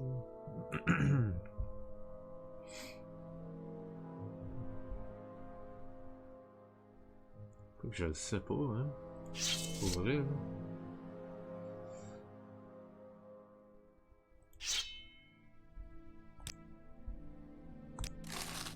Ouais, tiens.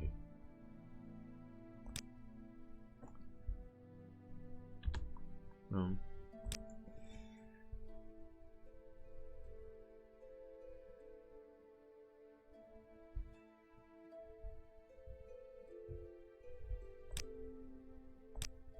Ouais, je pense qu'on peut y aller. As-tu des choses à me dire?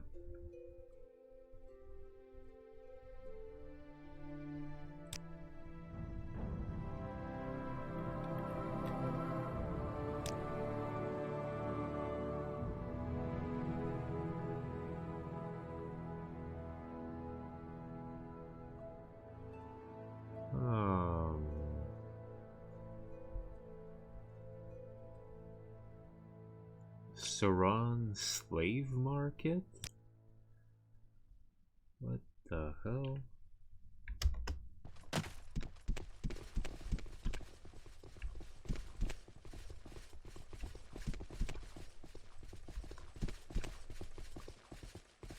Ice and Shitsin. Okay. By Plitius Spatek. The tale dates to the year 855 of the Second Era, after General Talos had taken the name Tiber Septim and begun his conquest of Tamriel. One of his commanding officers, Baetia of Iliolos, had been surprised in an ambush while returning from a meeting with the Emperor. She and her personal guard of 5 soldiers barely escaped and were separated from their army. They fled across the desolate, sleet-plated rocky cliffs by foot. The attack had been so sudden, and they had not even the time to don armor or get to their horses. If we can get to the Gorvig Ridge, hollered Lieutenant Ascetus, gesturing toward the peak off in the mist, his voice barely discernible over the wind, we can meet the Legion you stationed in Pornac. Baetia looked across the craggy landscape through the windswept, hoary trees and shook her head. Not that way. We'll be struck down before we make it halfway to the mountain. You can see their horses breath through the trees. She directed her guard toward a ruined old keep on the frozen isthmus of Nerone, across the bay from Gorvig Ridge. Jutting out on a promontory of rock, it was like many other abandoned castles in northern Skyrim, remnants of Remen Cyrodiil's protective shield against the continent of Akavir. As they reached their destination and made a fire, they could hear the army of the war chiefs of Darnstrar behind them, making camp on the land southwest, blocking the only escape but the sea. The soldiers assessed the stock of the keep while Baetia looked out to the fog-veiled water through the casement of the ruin. She threw a stone, watching it skip across the ice-trailing puffs of mist before it disappeared with a splash into a crack in the surface. No food or weaponry to be found, Commander, Lieutenant Ascetus reported. There's a pile of armor in storage, but it's definitely taken on the elements over the years. I don't know if it's salvageable at all.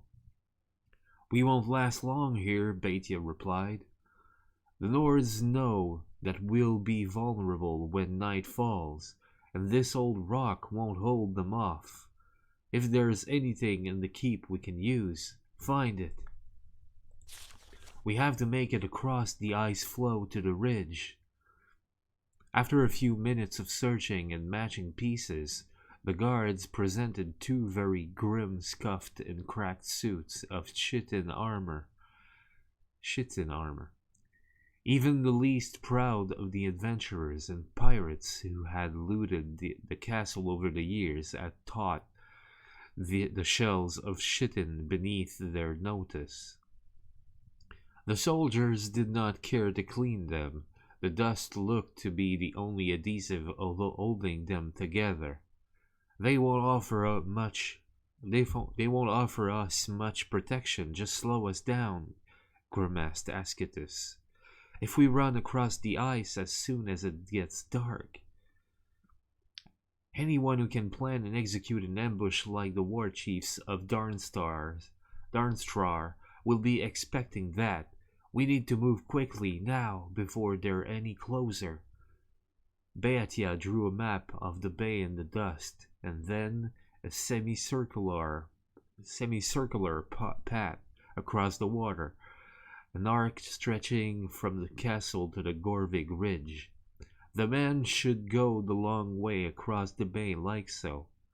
The ice is thick there, a ways from the shoreline, and there are a lot of rocks for cover. You're not staying behind to hold the castle? Of course not. 𝓬𝓸𝓻 shook her head and drew a straight line from the castle to the closest shore across the bay. I'll take one of the 𝓤𝓸𝓻 suits and try to cross the water here.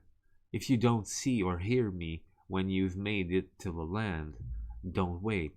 Just get the 𝓤𝓙𝓚. Lieutenant Ascetus tried to dissuade his commander, but he knew that she would never order one of her men to perform the suicidal act of diversion, that all would die before they reached 𝓐𝓙𝓚 ridge if the warlord's army was not distracted. He could find only one way to honor his duty to protect his commanding officer. It was not easy convincing Commander 𝓬𝓸𝓻 that he should accompany her, but at last she relented. The sun hung low, but still cast a diffused glow, illuminating the snow with a ghostly light, when the 5 men and 1 woman slipped through the boulders beneath the castle to the water's frozen edge.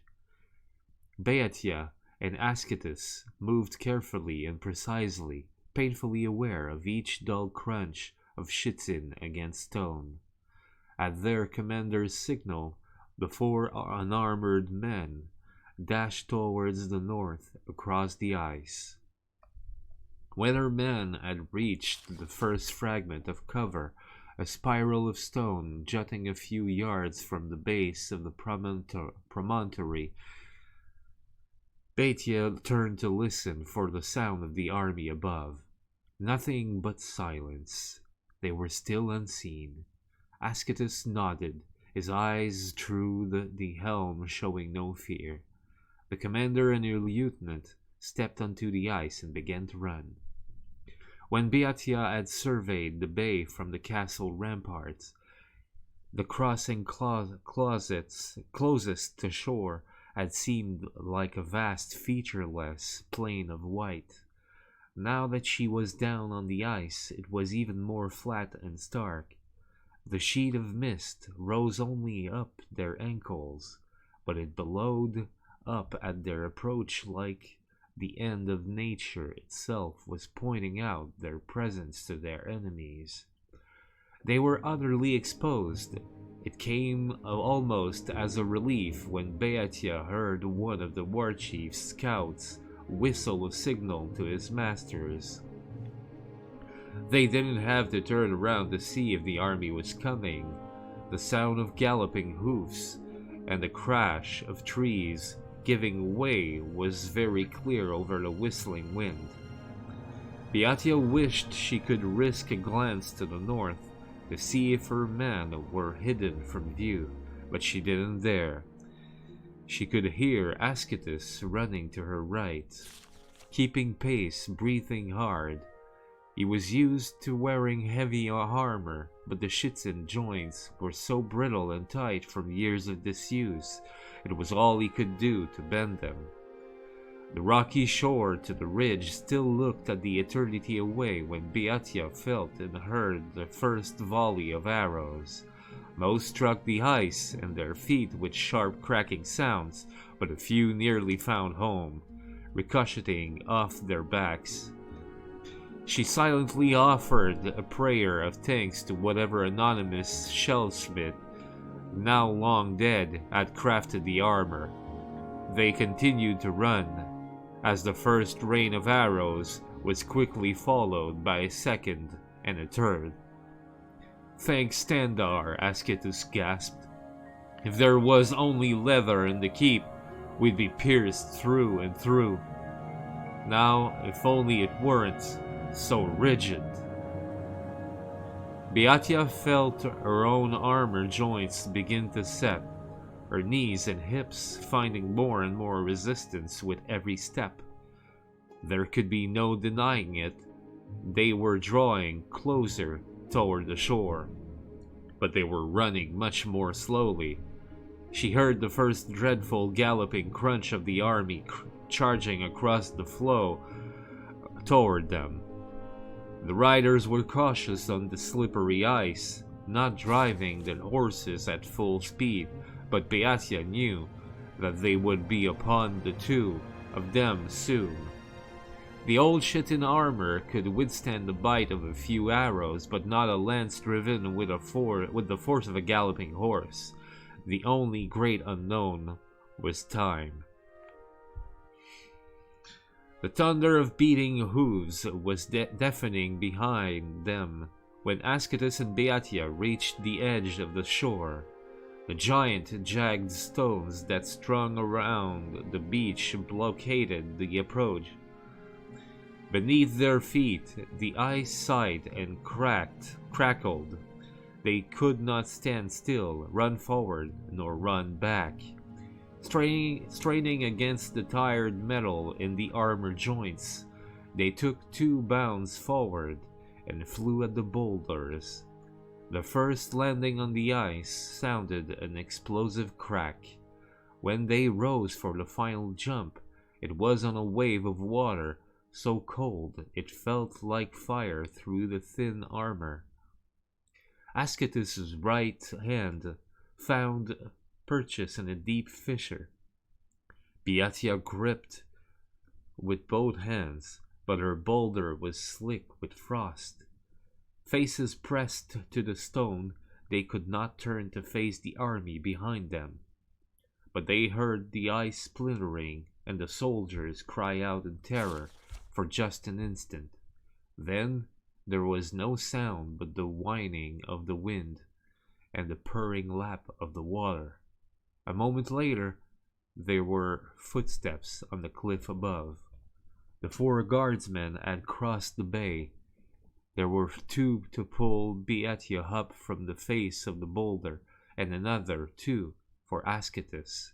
They strained and swore at the weight, but finally they had their commander and their lieutenants safely on the edge of Gorvig Ridge. "By Mara, that's heavy for light armor." "Yes," smiled Beatia warily, looking back over the empty broken ice floe, the cracks radiating from the parallel paths she and Ascetus had run. "But sometimes that's good."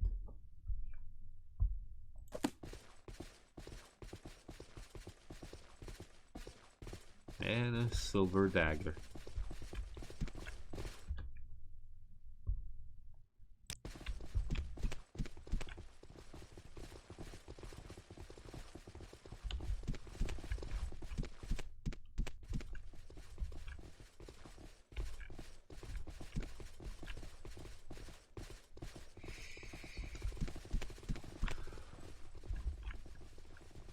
Oh. Nordic Claymore.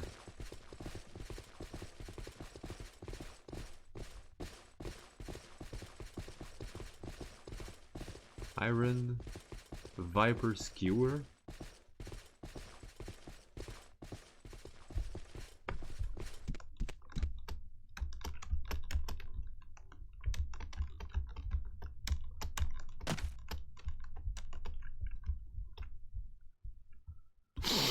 Seigneur. C'est un peu bugué ça. Dirt, dirt, dirt, dirt, dirt. Everywhere, dirt. Bon. Alors moi j'ai vendu quelques-uns de mes cossins.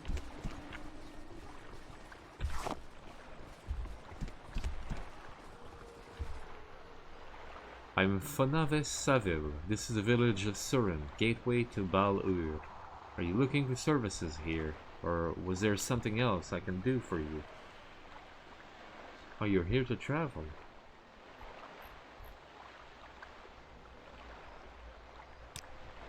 I'm a gondolier. I can ferry you by gondola to various nearby destinations for a modest fee. 𝓜𝓸𝓻𝓻𝓸𝓀.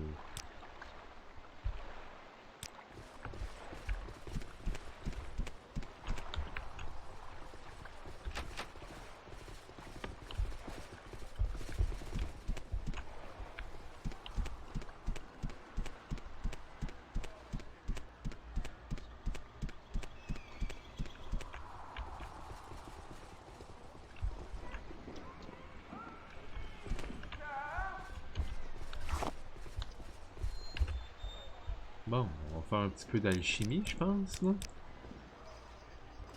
On peut, hein? Je pense que...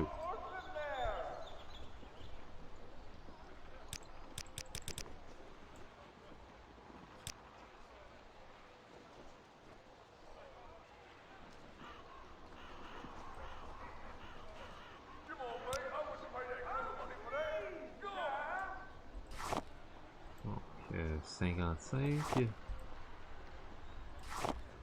Non? Ah!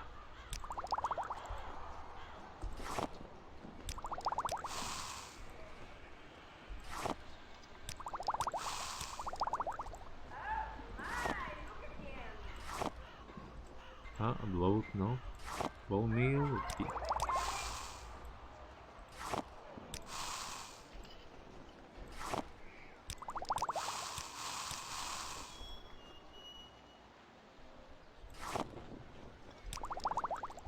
Alright.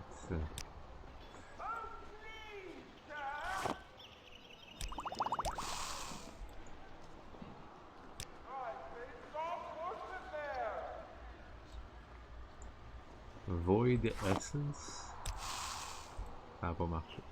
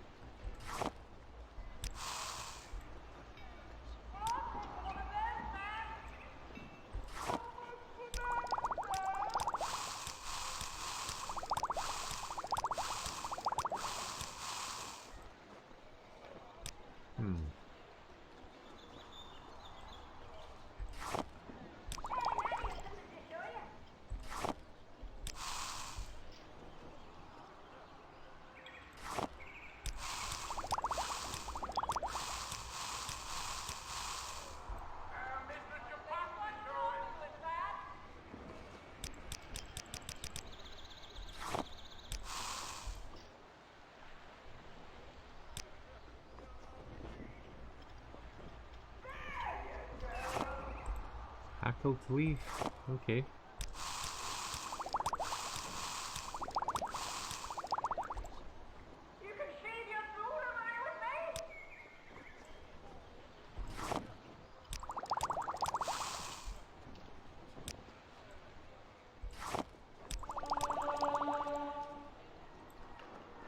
Alchemy, nice.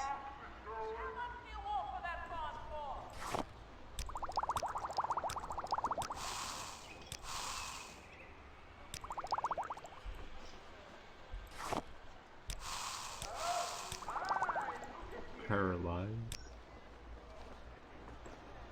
C'est tellement ridicule quand tu y penses. Hein?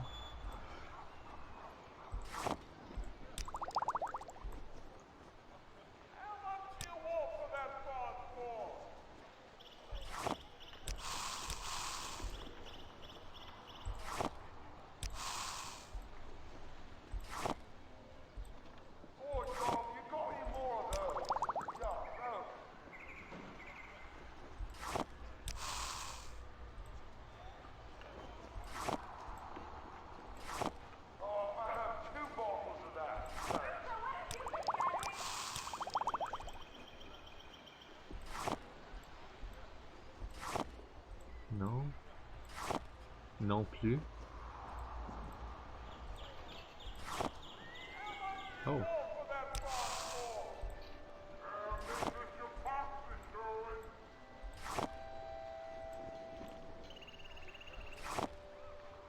Nope. Okay.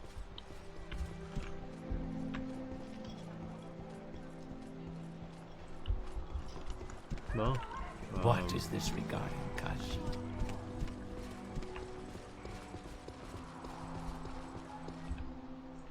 Là, je vais vous demander de rester là, hein, tout le monde, parce que là, ouais.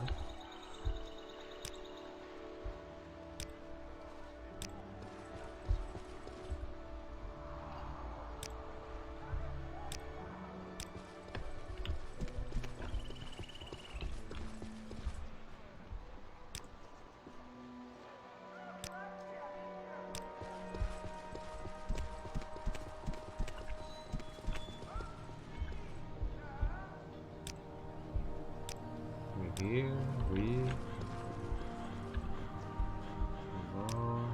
Orders, wait here, oui.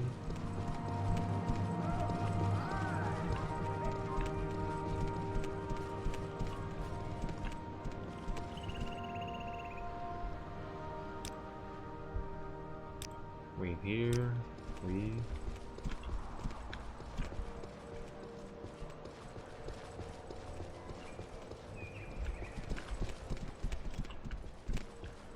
You may speak. Wait here, oui. Ah. Alright. On va essayer d'aller vendre.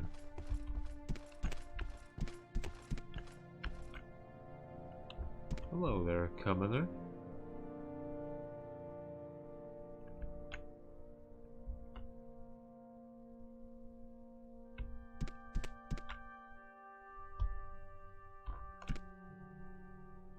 Class dagger.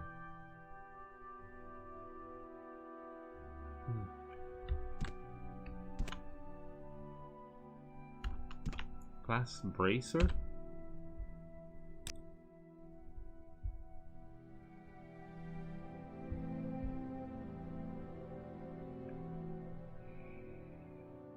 Ebony bracer left.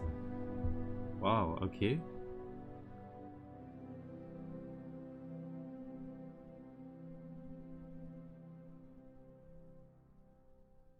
Allons en bon mold cuirasse. Et 2250 là. C'est... Ouais.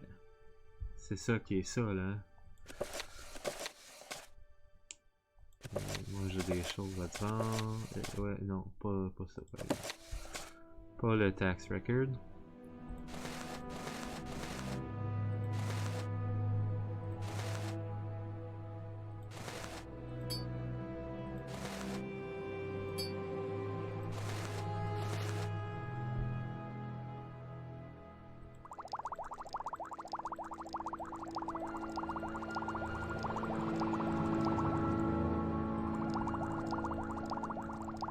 Continue à te vendre des trucs. Bon, ben voilà. Hein?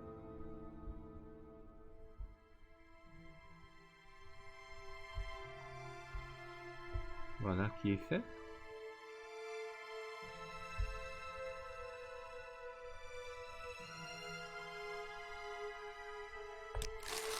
Ok. Ok, alright. Et...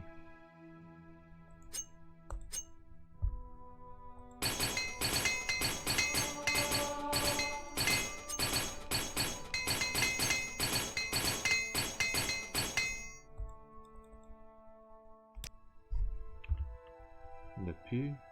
Et...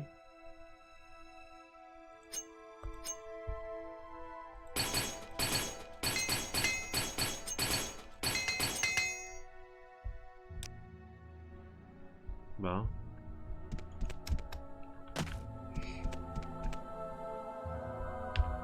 Alright. Ok. C'est bien.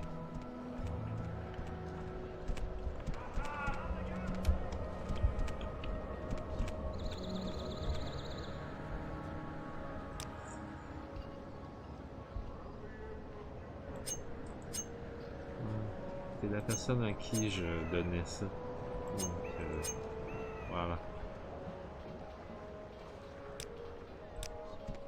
Outlander.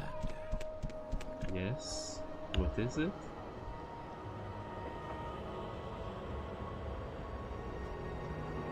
Zel's House of Earthly Delights.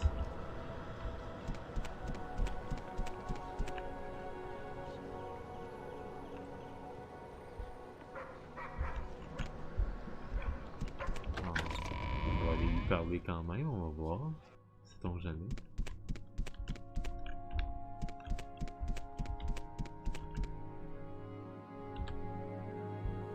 Sir? I'm fine, thank you, Charlot. You can call me 𝓐𝓸𝓻𝓻𝓸𝓀. First visit to Suran? We get lots of pilgrims here, since the birthplace of Molagbal and fields of Kumu nearby are popular pilgrimage sites. Is there some specific place you'd like to see? The temple is the south end of town, and the 𝓐𝓸𝓻𝓻𝓸𝓀 port is to the north. The Fields of Kumu pilgrimage site is southeast of town, and the Shrine of Molagbal is north of town. The farms and plantations of the Ascadian Isles lie southeast across Lake Masobi, except for Ules Manor, across the lake west of Suran. Arville Manor, Arano Plantation, Grobagrat Plantation, and Dren Plantation are southwest across the lake. To visit them, you swim, fly, or water walk. There's no convenient bridges.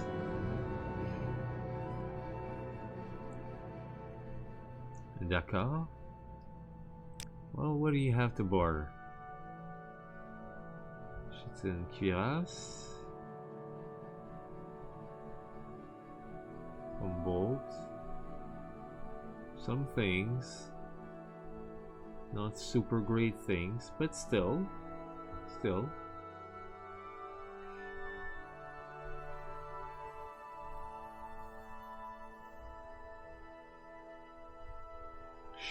Shield.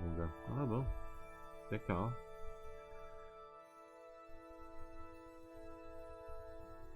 What's that? Common Pale Ring. Steel Arrow. You know what? Why not? Whoop. No. Yep. Border.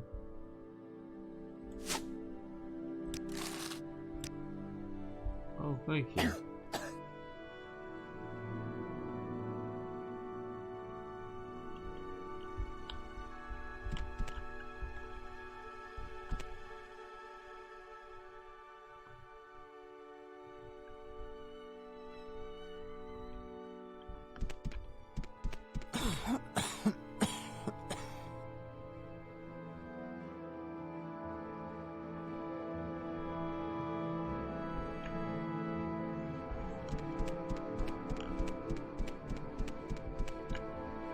𝓐𝓢𝓜𝓚.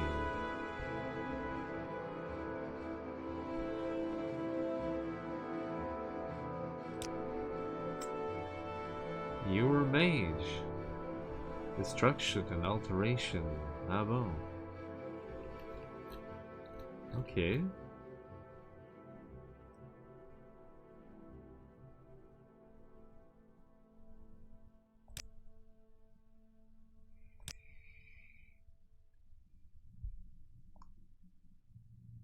𝓚𝓸𝓻𝓻𝓸𝓀. C'est qui ça, 𝓚𝓸𝓻𝓻𝓻𝓸𝓀?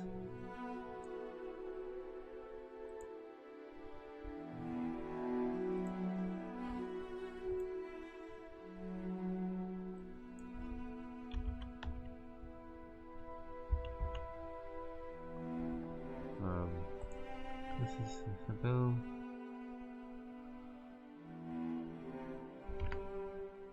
What?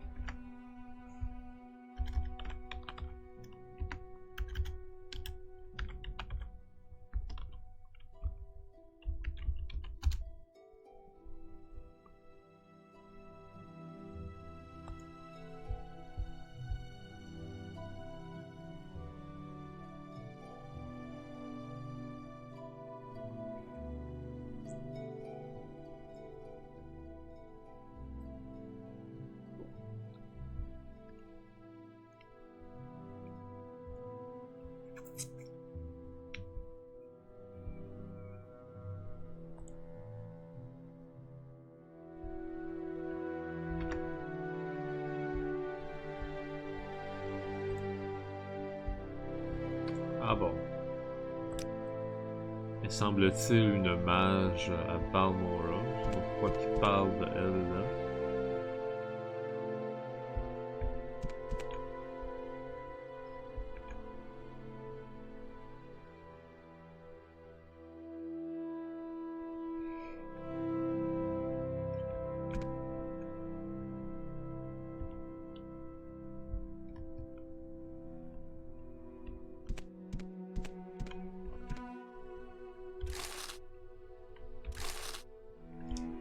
You don't see me.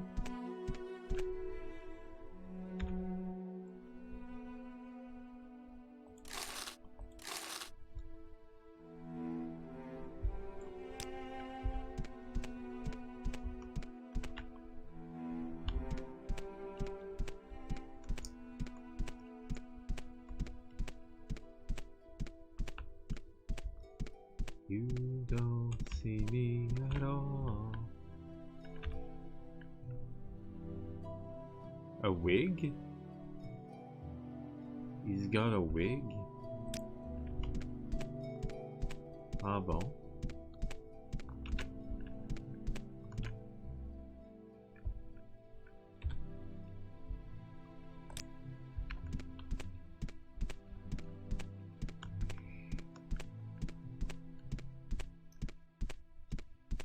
Oh, un livre. 𝓜𝓸𝓻𝓻𝓸𝓀. Oh, marksman. Okay, nice. Algerd walked into the king's ham that Loredas evening, his face clouded with sadness. While he ordered a mug of grief, his mates Garaz and 𝓐𝓢𝓜𝓚 joined him with moderately sincere concern. "What's wrong with you, Algerd?" asked 𝓐𝓢𝓜𝓚. "You're later than usual, and there's a certain air of tragedy you've dragged in with you. Have you lost money? Or a nearest and dearest?" "I haven't lost any money," Algerd grimaced. "But I've just received word from my nephew that my cousin Aliok has died. Perfectly natural, he says. Just old age. Aliok was 10 years younger than me." "Oh, that's terrible. But it goes to show that it's important to savor all of life's possibilities, because you never know when your time is coming," said Garaz, who had been sitting at the same stool at the Smoky Corner Club for the last several hours. He was not one cursed with self-awareness. "Life's short, all right," agreed 𝓐𝓢𝓜𝓚, "but if you'll pardon a sentimental thought, few of us are aware of the influence we'll have after our deaths. Perhaps there's comfort there. For example, if I told you the story about Vernicus and Burlor." "I don't believe so," said Algerd. "Vernicus was a 𝓸𝓸𝓻𝓻𝓸𝓀," said 𝓐𝓢𝓜𝓚, throwing a few dribbles on Flynn on the earth to cast the proper mood. "And though our tale took place many, many years ago, it would be fair to say that Vernicus still is one. For what, after all, is time to the immortal 𝓸𝓸𝓻?" "Actually," Garaz interrupted, "I understand that the notion of immortality—" "I'm trying to offer our friend an inspirational tale in his hour of need," 𝓐𝓢𝓜𝓚 growled. "I don't have all bloody night to tell it, if you don't mind." "You wouldn't have heard of Vernicus," said 𝓐𝓢𝓜𝓚, abandoning the theme of immortality for the time being. "For even at the height of his power and fame, he was considered feeble by the admittedly high standards of the day. Of course, this lack of respect infuriated him, and his reaction was typical of lesser 𝓸𝓸𝓻. He went on a murderous rampage. Soon word spread through all the villages in the Colovian west of the unholy terror. Whole families had been butchered, castles destroyed, orchards and fields torched and cursed so nothing would ever grow there again. To make things even worse for the villagers, Vernicus began getting visitation from an old rival of his from Oblivion. She was a dangerous seducer named 𝓐𝓢𝓜𝓚, and she delighted in taunting him to see how angry she could make him become. "You flooded a village, and that's supposed to be impressive?" she would sneer. "Try collapsing a continent, and maybe you'll get a little attention." Vernicus could become pretty angry. He didn't come very close to collapsing the continent of Tamriel, but it wasn't for lack of trying. A hero was needed to face the mad 𝓸𝓸𝓻, and fortunately, one was available. His name was Burlor, and it was said that he had been blessed by the goddess Kinnereth. That was the only explanation for his inhuman accuracy with his bow and arrow, for he never missed a target. As a child, he had driven his marksmanship tutors wild with frustration. They would tell him how to plant his feet, how to knock a bolt, the proper grip for the cord, the best method of release.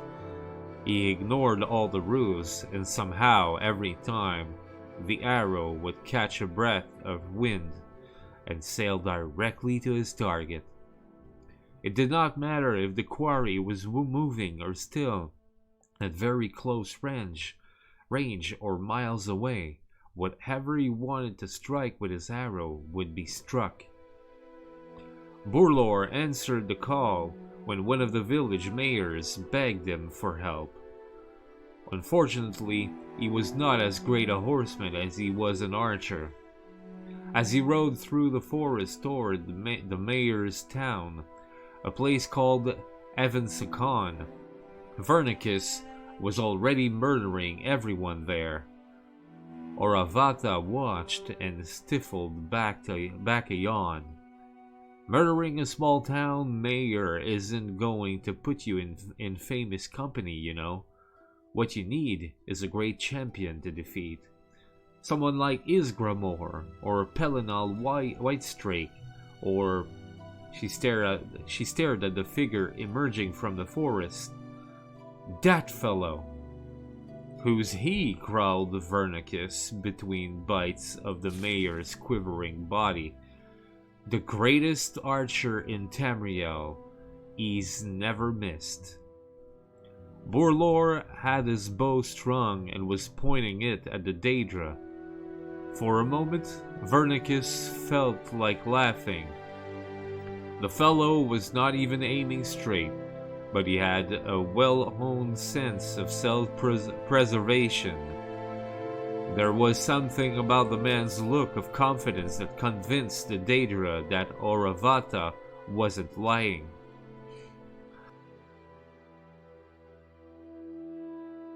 As the bolt left the bow, Vernicus vanished in a sheet of flame. The arrow impaled the tree. Burlor stood and stared. He had missed the target. In Oblivion, Vernicus raged. Fleeing before a mortal man like that, not even the basest scamp would have been so craven. He had exposed himself for the weak, cowardly creature he was. As he considered what steps to take to salvage the situation, he found himself face to knee with the most fearsome of the 𝓸𝓸𝓻 princes, Molag Bal. "I never thought anything much of you, Vernicus," the giant boomed. "But you have more than proven your worth. You have shown the creatures of Mundus that the 𝓸𝓸𝓻 are more powerful than the blessings of the gods." The other denizens of Oblivion quickly agreed, as they always did, with the view of Molag Bal. The 𝓸𝓻 are, after all, always very sensitive about their various defeats at the hands of mortal champions. Vernicus was proclaimed the elusive beast, the unpursuable one, he who cannot be touched, the bane of Kinneret. Shrines devoted to him began to be built in remote corners of Morrowind and Skyrim. Borlor, meanwhile, now found flawed, was never again called to rescue a village. He was so heartbroken over his failure to strike his target that he became a hermit. He never restrung his bow again. Some months later, he died, unmourned and unremembered. Is this clearly the tale that thought would cheer me? Asked Algerd incredulously. I've heard the King of Worms told me inspirational stories. Wait, smiled Xiomara, I'm not finished yet. For a year's time, Vernicus was content to watch his legend grow and his fledgling worship spread from his home in oblivion. He was, in addition to being cowardly and inclined toward murderous rages, also a very lazy creature. His worshippers told tales of their master avoiding the bolts of 1,000 archers, of moving through oceans without getting wet, and other feats of avoidance that he would rather not have to demonstrate in person. The real story of his ignominious retreat from Borlor was thankfully forgotten. The bad news, when it came, was delivered to him with some relish by Oravata. He had delighted in her jealousy at his growing reputation, so it was with a cruel smile she told him, "Your shrines are being assaulted." "Who dares?" he roared. "Everyone who passes them in the wilderness feels the need to throw a stone." Oravata purred. "You can hardly blame them. After all, they represent he who cannot be touched. How could anyone be expected to resist such a target?" Vernicus peered through the veil into the world of Mundus and saw that it was true. One of his shrines in Colovian West Country was surrounded by a large platoon of mercenary soldiers who delighted in pelting it with rocks. His worshippers huddled inside, praying for a miracle. In an instant, he appeared before the mercenaries, and his rage was terrifying to behold. They fled into the woods before he even had a chance to murder one of them. His worshippers threw open the wooden door to the shrine and dropped to their knees in joy and fear. His anger melted. Then a stone struck him, then another. He turned to face his assailants, but the air was suddenly filled with rocks. Vernicus could not see them, but he heard mercenaries in the woods laugh. "It's not even try to move out of the way. It's impossible not to hit him," guffawed another. With a roar of humiliation, the Daedra bounded into the shrine, chased by the onslaught. One of the stones knocked the door closed behind him, striking him in the back. His face broke, anger and embarrassment disappearing, replaced by pain. He turned, shaking, to his worshippers who huddled in the shadows of the shrine, their faith shattered. "Where did you get the wood to build this shrine?" Vernicus groaned. "Mostly from a copse of trees near the village of Evensakon." His high priest shrugged. Vernicus nodded. He dropped forward, revealing the deep wound in his back. A rusted arrowhead buried in a whorl in the wood of the door had jolted loose in the assault and impaled him. The Daedra vanished in a whirlwind of dust. The shrines were abandoned shortly thereafter, Though Vernicus did have a brief resurgence as the patron spirit of limitations and impotence before fading from memory altogether. The legends of Borlore himself never became very well known either, but there are still some who tell the tale like myself, and we have the advantage of knowing what the great archer himself didn't know on his deathbed. His final arrow find its target after all.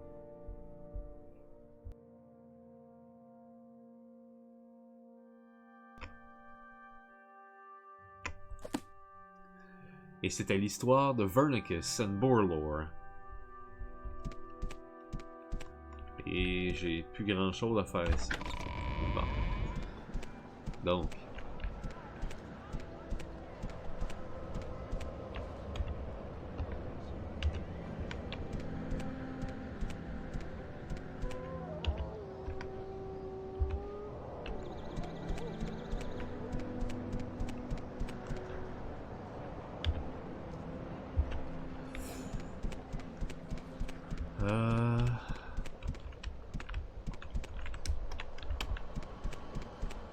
Non.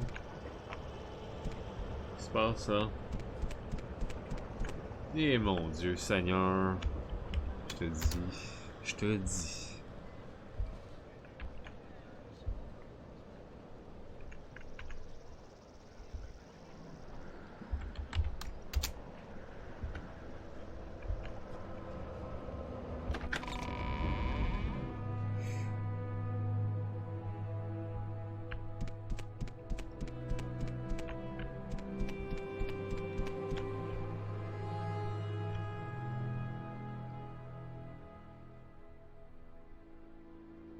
Sarione's sermons.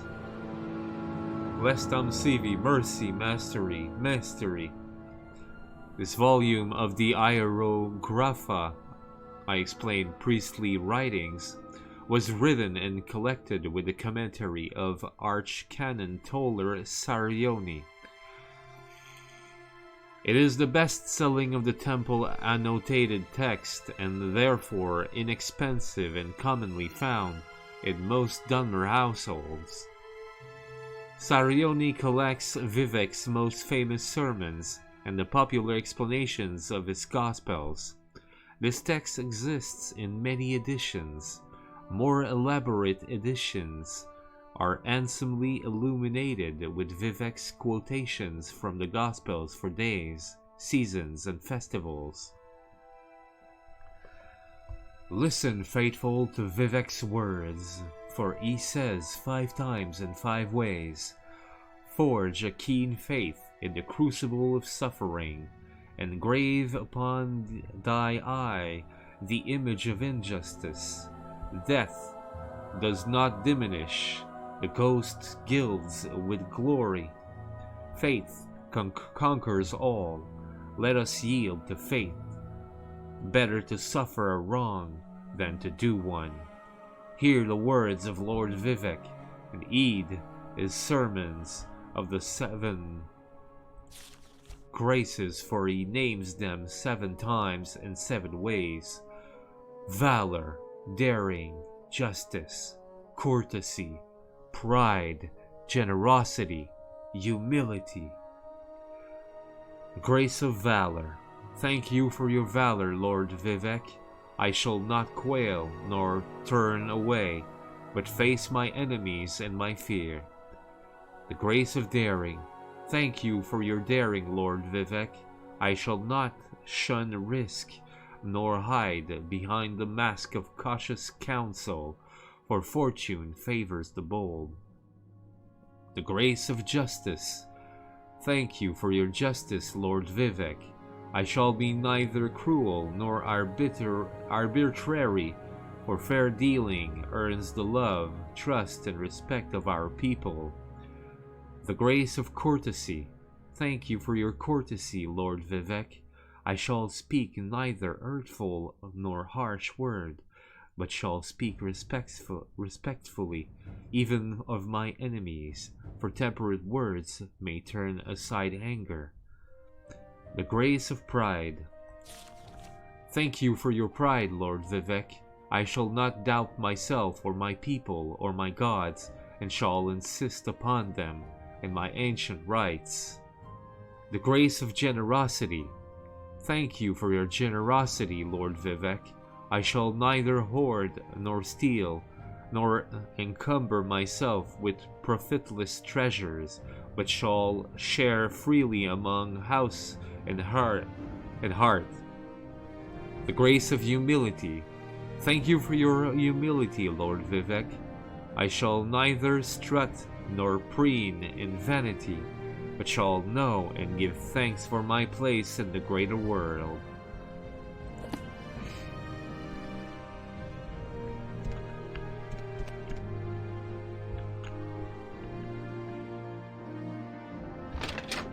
Okay.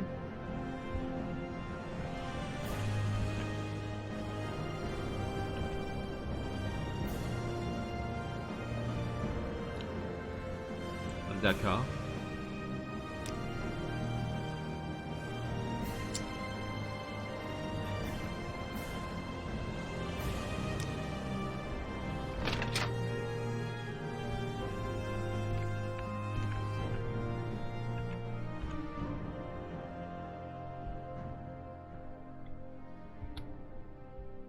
Close. Return. Close. Okay.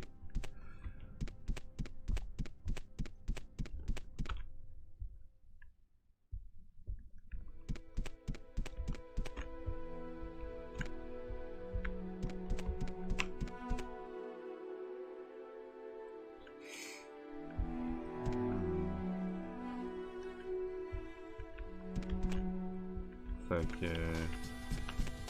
Hey! Bonjour et bienvenue à vous.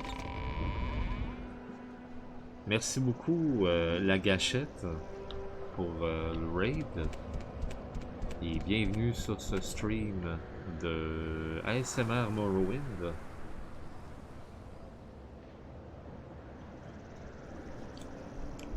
Je vais commencer d'ailleurs en te souhaitant une bonne année. Bonne année 2020. À toi et à tes viewers. Bonjour Montréal, ok.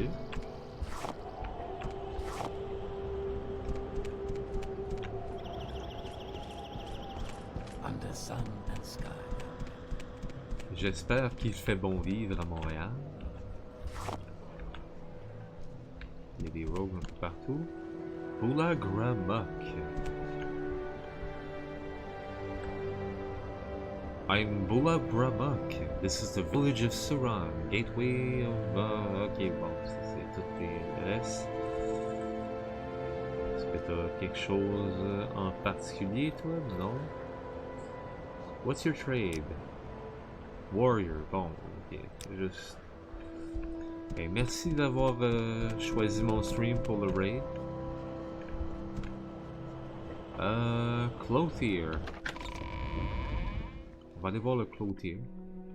Voir s'il y a des choses intéressantes à acheter. Sait-on jamais?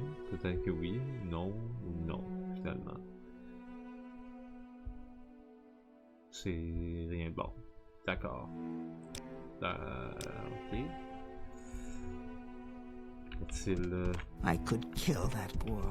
Those boots are ruined. Il t'a rien fait, le Gwar. Il n'y a pas de Gwar. De toute façon, on est dans un shop, là. Bon. Merci pour le gold. Shears. Bolt of clothes. C'est selon toi le meilleur jeu? Eh bien, je peux déjà te dire que moi, c'est ma première expérience de Morrowind. J'ai découvert des Elder Scrolls avec Oblivion.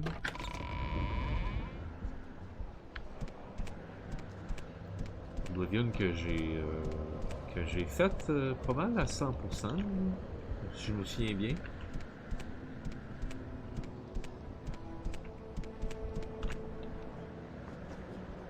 Ah, c'est ça le clothier. Qu'est-ce qui reste ici? Slave Market. Trader.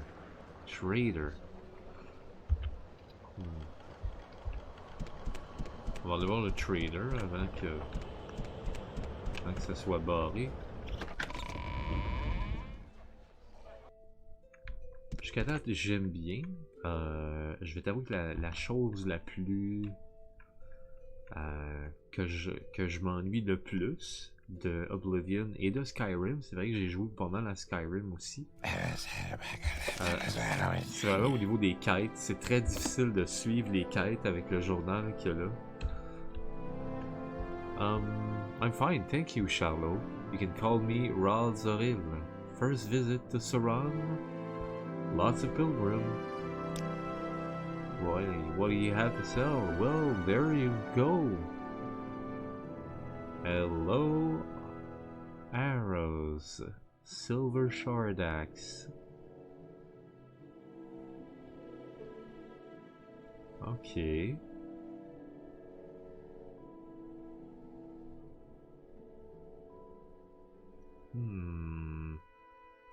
Flame blade, non.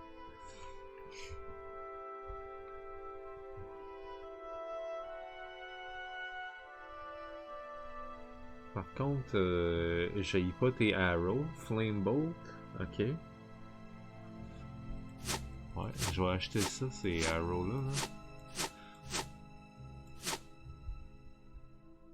Je vais en avoir de besoin. Et merci du follow. Ok.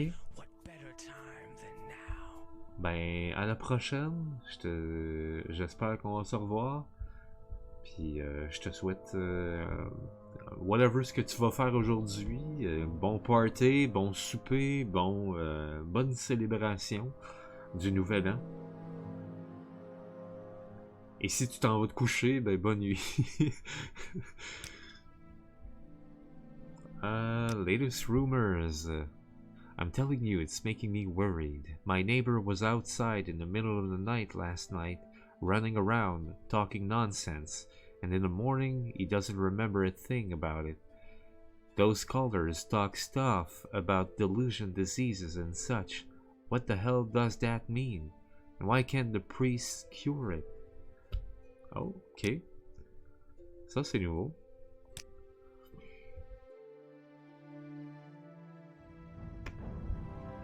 C'est nouveau, ça. Ça, j'avais eu ça auparavant. Goodbye.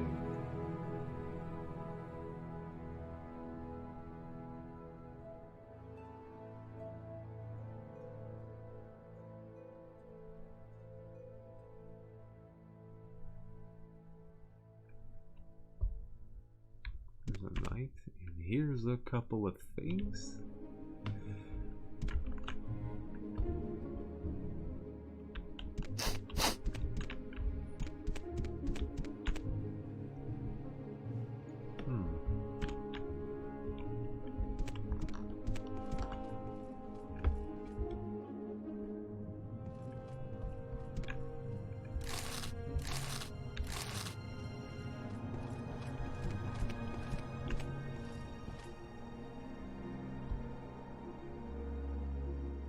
Bonjour? Oui? Allô?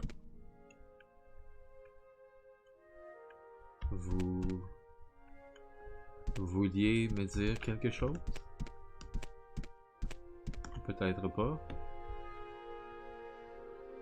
The Wolf Queen, Book 7. Oh, Speechcraft. By 𝓐𝓸𝓻𝓻𝓸𝓀. D'accord.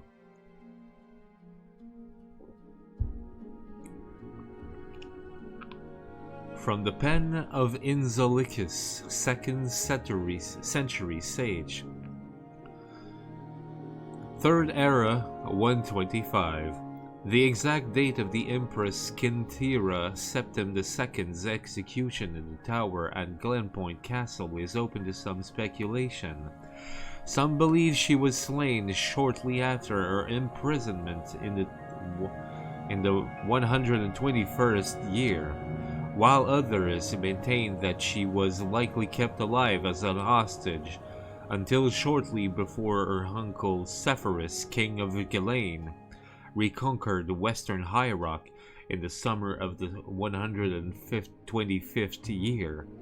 The certainty of 𝓐𝓸𝓻𝓻𝓸𝓀 demise rallied many against the Wolf Queen Potema and her son, who had been crowned Emperor Uriel Septim III 4 years previously when he invaded the underguarded imperial city. Sepphoris concentrated his army on the war in Iraq, while his brother Magnus, king of Lilmath, brought his Argonian troops through loyal Morrowind and into Skyrim to fight in Potema's home province. The reptilian troops fought well in the summer months, but during the winter, they retired south to regroup and attack again when the weather was warm. At this stalemate, the war lasted out 2 more years.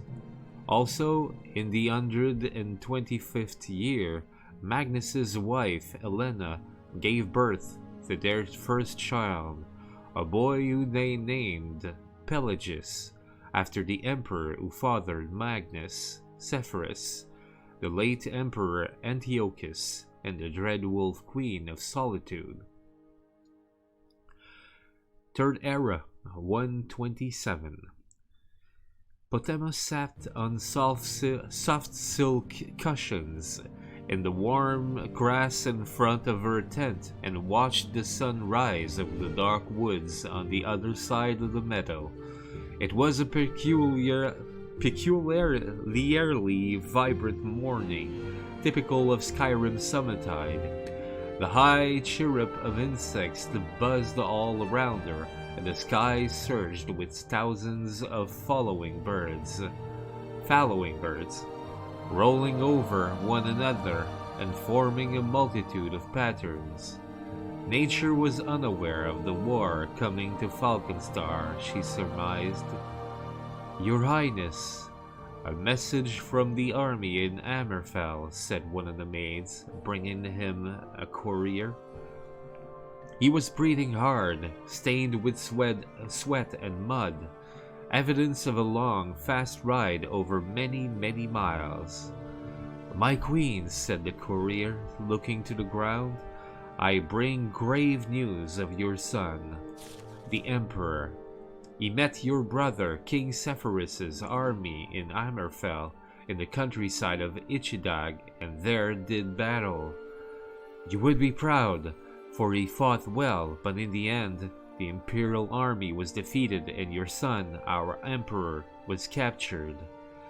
King Sepphoris is bringing him to Ghislaine." Potema listened to the news, scowling. "That clumsy fool," she said at last. Potema stood up and strolled into camp, where the men were arming themselves, preparing for battle. Long ago, the soldiers understood that their lady did not stand on ceremony, and she would prefer that they work rather than salute her. Lord Vulcan was ahead of her, already meeting with the commander of the battle mages, discussing last-minute strategy. "My queen," said the courier, who had been following her, "what are you going to do?" "I'm going to win this battle with Magnus, despite his superior position holding the ruins of Cogmanthist Castle," said Potema. "And then, when I know what Sepphoris means to do with the Emperor, I'll respond accordingly. If there's a ransom to be paid, I'll pay it. If there's a prison exchange needed, so be it. Now please, bath yourself and rest. Try not to get in the way of the war." Bathe yourself. "It's not an ideal scenario," said Lord Vulcan when Potema had entered the commander's tent. "If we attack the castle from the west, we'll be running directly into the fire from their mages and the archers. If we come from the east, We'll be going through swamps, and the Argonians do better in that type of environment than we do. A lot better. What about the north and south? Just hills, correct? Very steep hills, Your Highness, said the commander. We should post bowmen there, but we'll be too vulnerable putting out the majority of our force. So it's the swamp, said Potema, and added pragmatically, unless we withdraw and wait for them to come out before fighting. If we wait, Zephyrus will have his army here from High Rock and will be trapped between the two of them, said Lord Vulcan. Not a preferable situation. I'll talk to the troops, said the commander. Try to prepare them for the swamp attack. No, said Potema. I'll speak to them.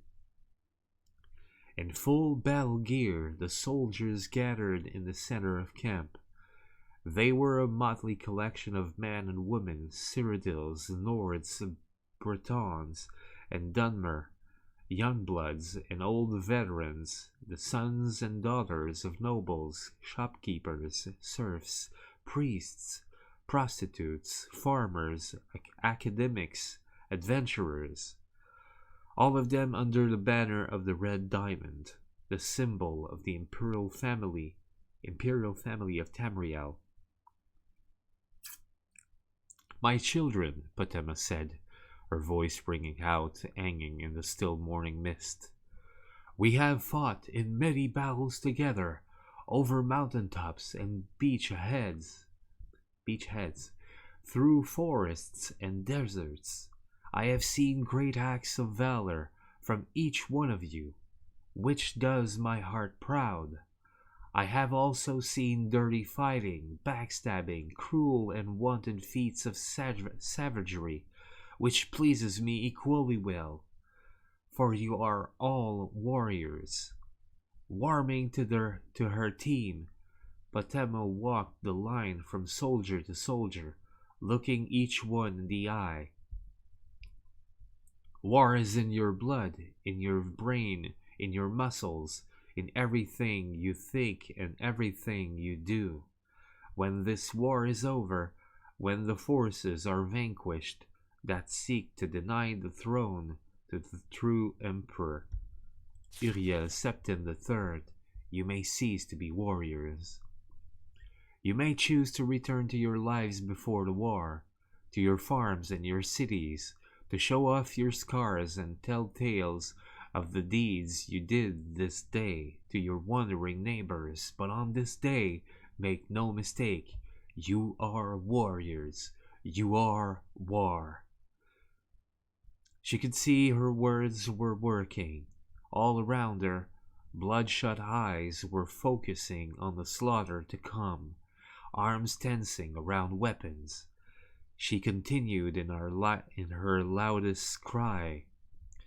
You will move through the swamplands like an unstoppable power from the blackest part of oblivion, and you will rip the scales from the reptilian things in Cogmantis Castle. You are warriors, and you need not only fight, you must win. You must win. You must win. Wait. The soldiers roared in response, shocking the birds from the trees all around the camp. From a vantage point on the hills to the south, Potema and Lord Vulcan had excellent views of the battle as it raged. It looked like the two swarms of two colors of insect moving back and forth over a clump of dirt which was the castle ruins.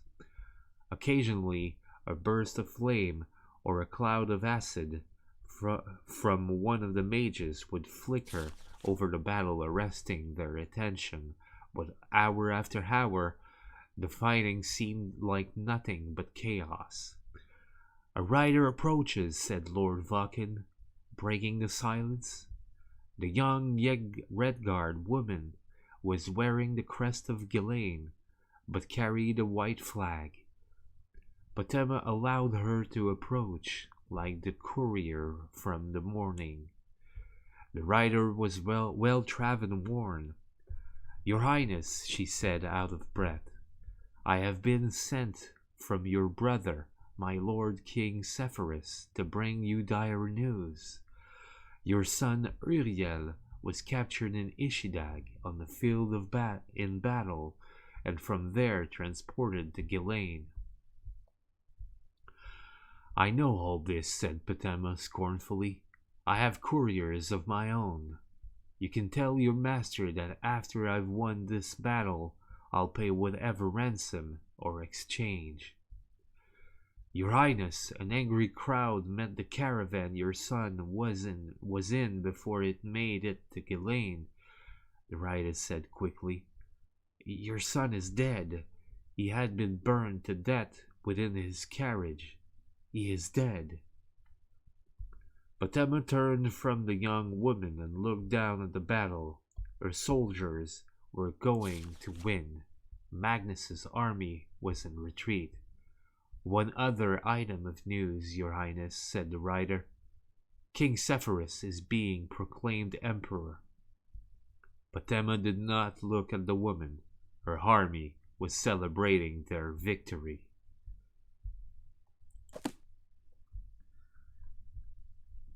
Ouais, je pense que Queen Potema était pas contente.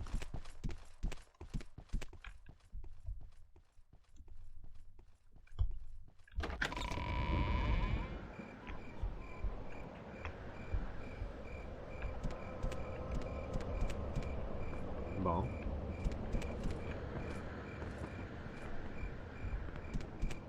Ok, et maintenant... Apothecary, ok. Est-ce que...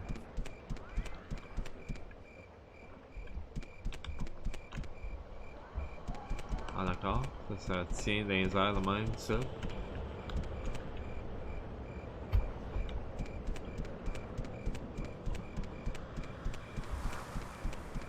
Et ça c'est...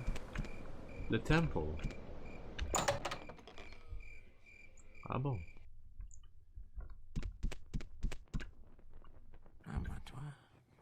Pleased to meet you, Charlot. I'm 𝓐𝓸𝓻𝓻𝓸𝓀. New here? I'm sure you have some questions for me. What kind of spells do you have? Yes.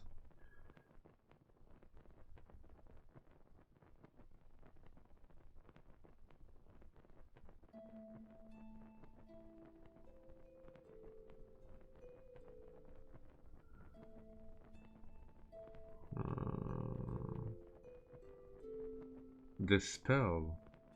Okay. Resist common disease 100%. Wow.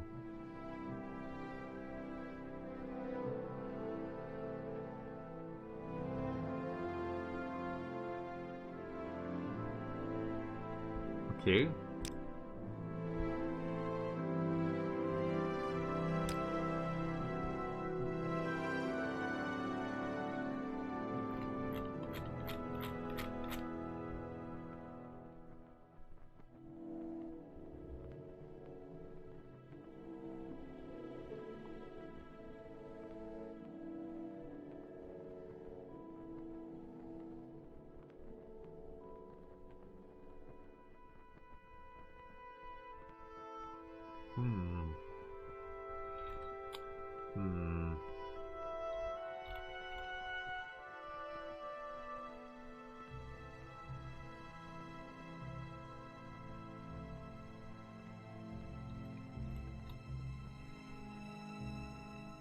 Feather. Cure tout. Ça serait pas pire, ça. Or cure whatever.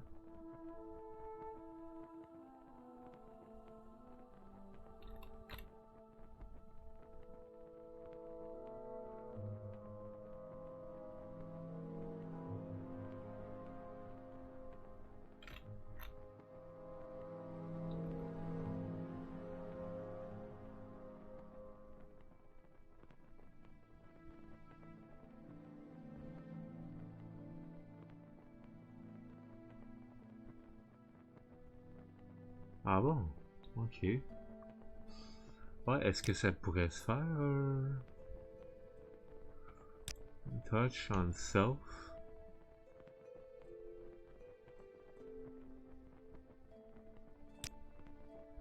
Ouais. Blight on self? Common disease on self?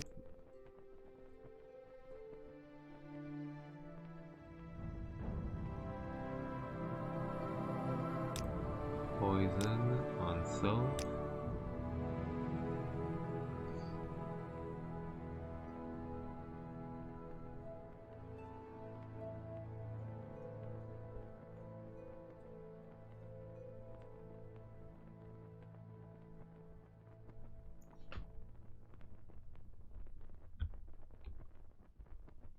Cure paralyzation on self, ça marche aussi ça? Ah ouais.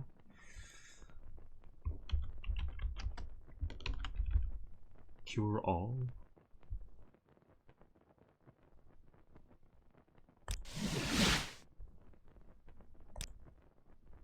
Well, cure all.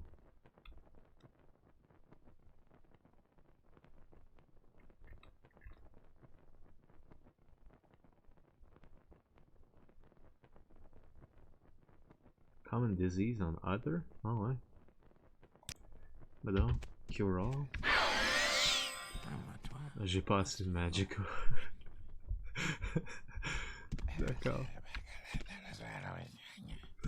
Je suis pas assez de magic. Ah well.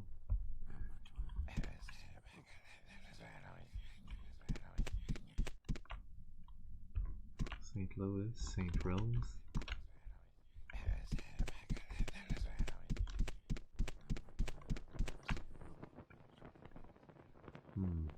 Lock level. Ah, moi, je suis curieux de voir qu'est-ce qu'il y a là-dedans.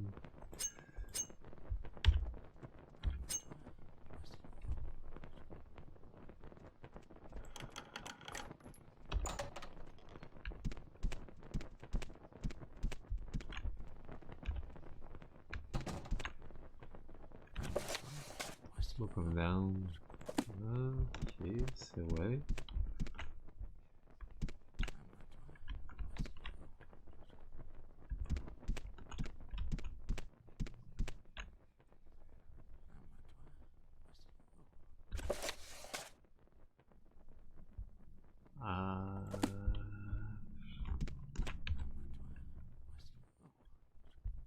Donc rien d'intéressant vraiment.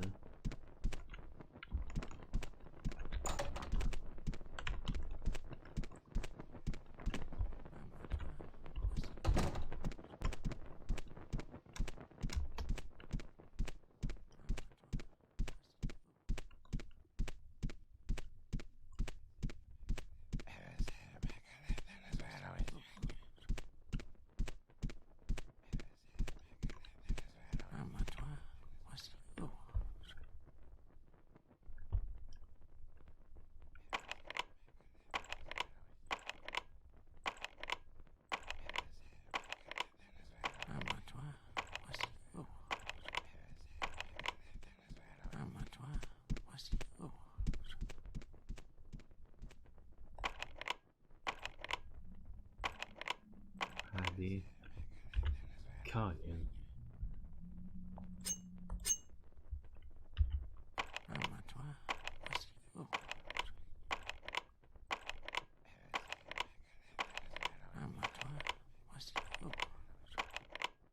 Tu peux le faire, vas-y.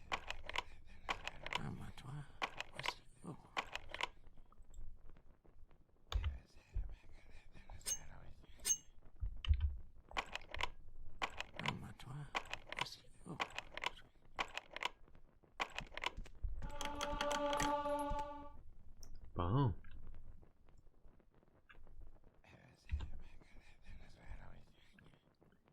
Hey boy. Ok. Ça en fait de la potion, ça?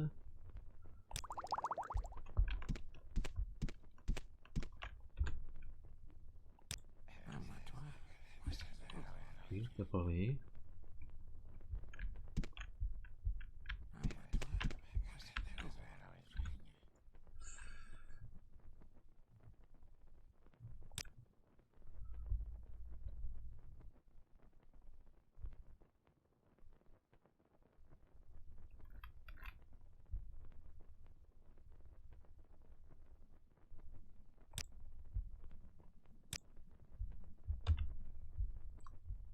Ouais, est-ce que j'ai recall?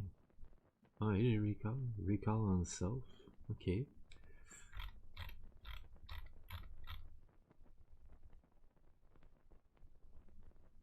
On CV intervention.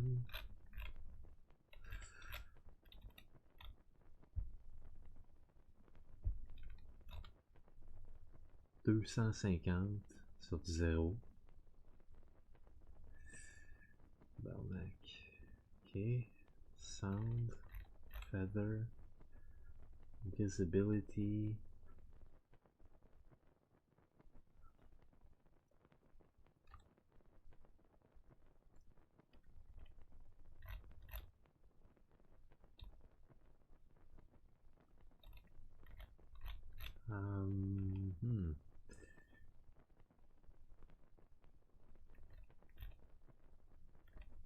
Exterior, c'est quoi ça? Blight disease on self, ok. Je l'avais acheté, ok. Teleport, ring of aversion.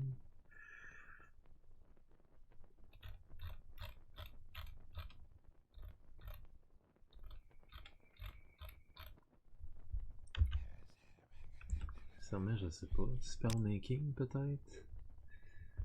Voyons voir. Est-ce que...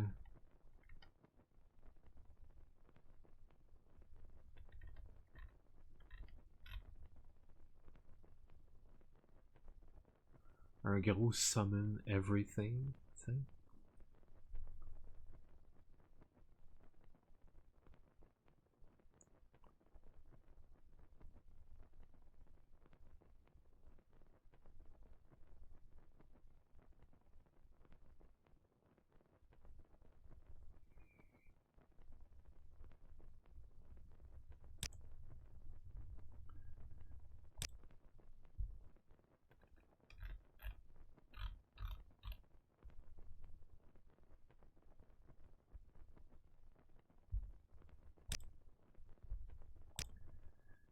Ok.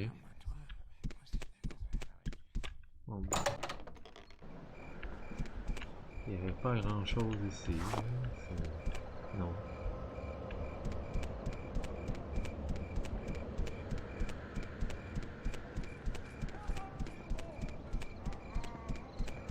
Ah, c'est Trade House.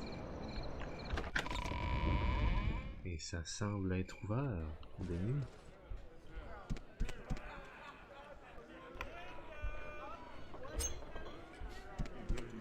Where is that slave? Hey, bonjour, toi.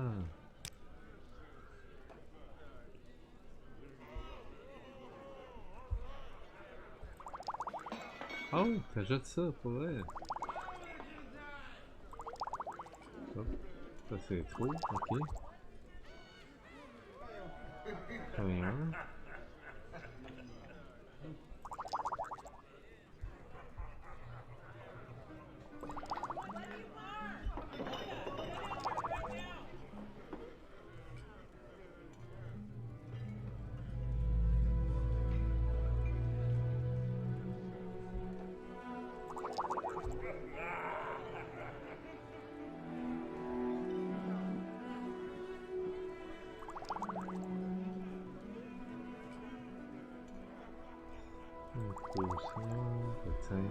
Voilà.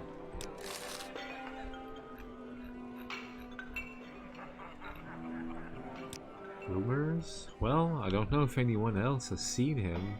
I saw some crazy guy wandering around the hills east of here recently. He was all decked out in armor and waving his sword, mumbling about there being no one to challenge him. I'd steer clear, stranger. Okay. Okay.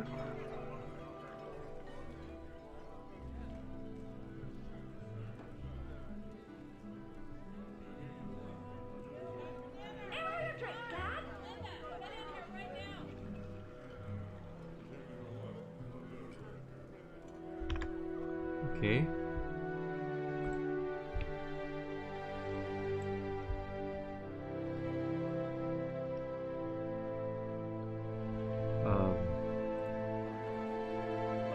𝓐𝓢𝓜𝓡.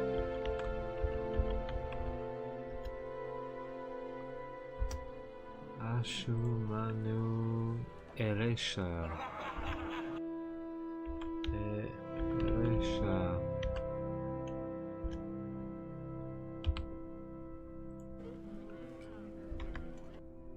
Aye.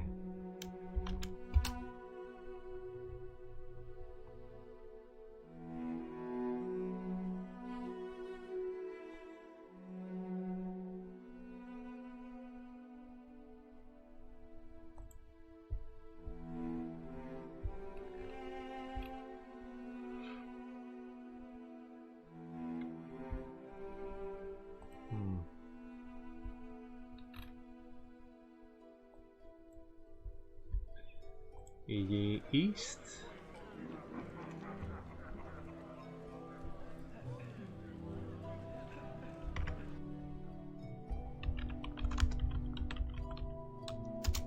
Right, a certain man then. Ah, voilà, oui.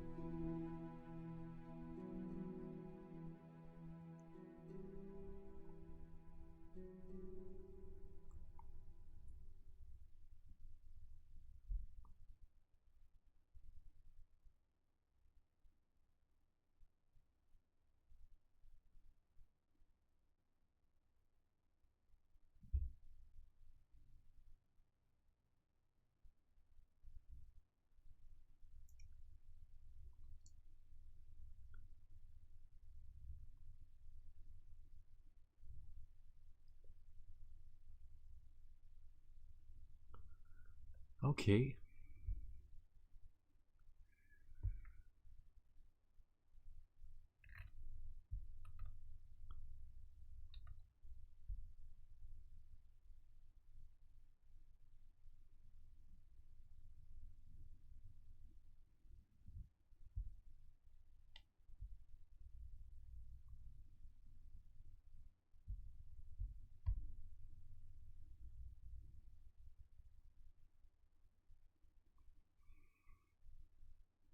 The east of town. It's the east of town. Charlot.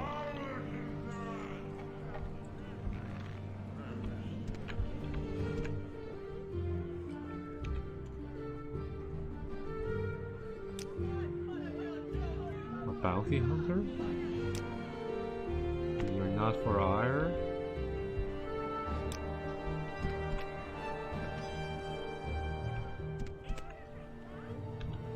Hello, Jamie.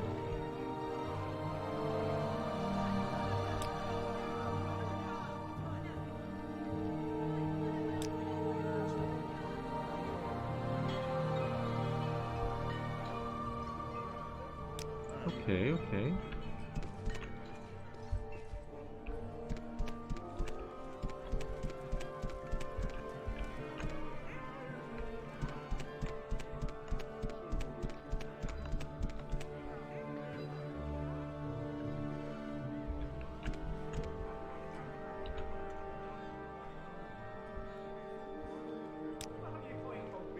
Battle mage. Ah bon.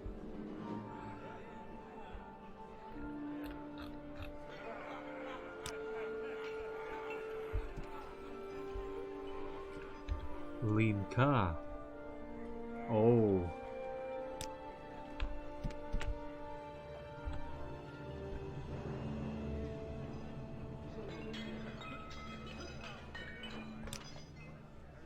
Any jobs or leads for me, operative?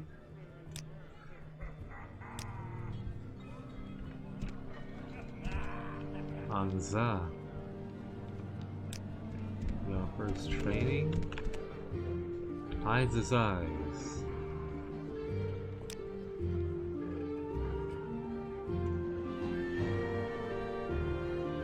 A Rome Telvanni base. Oh.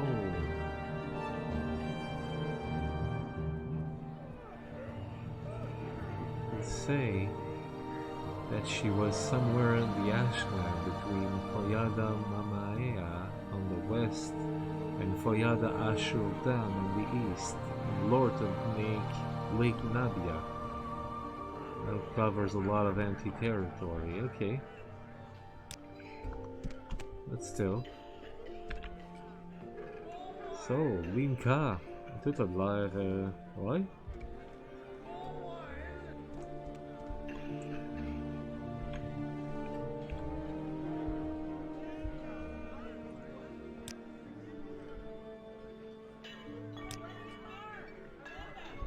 You prefer not to? Well, I prefer you do.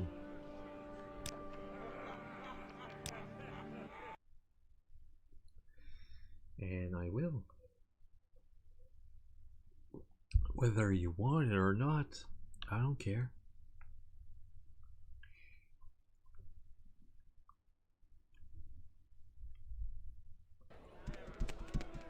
Yes.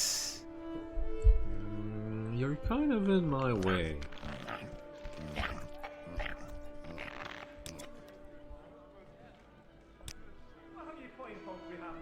Not buying that one. You're not. Well.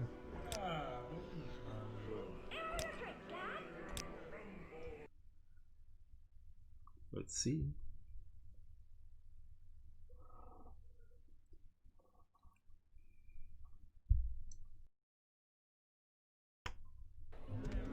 Oops.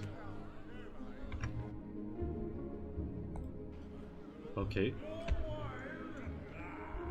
Puis un petit peu de problème, mais non, c'est rien dû. Ça va, ça diffuse. Oui, ok. Ça diffuse toujours, c'est bon.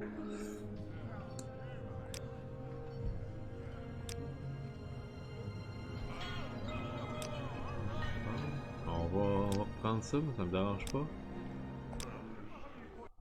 Pas de problème. Juste prendre notre temps, c'est tout. Pas plus que ça. Moi, ça me dérange pas.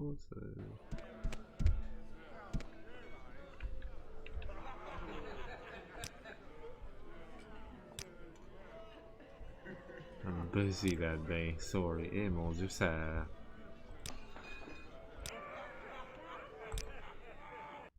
J'ai comme l'impression que le admiring, il marche juste pas sur lui, là.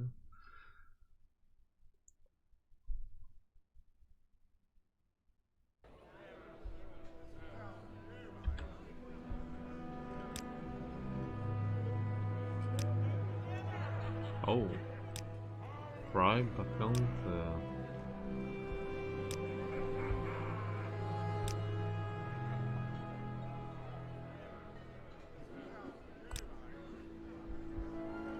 Let's go.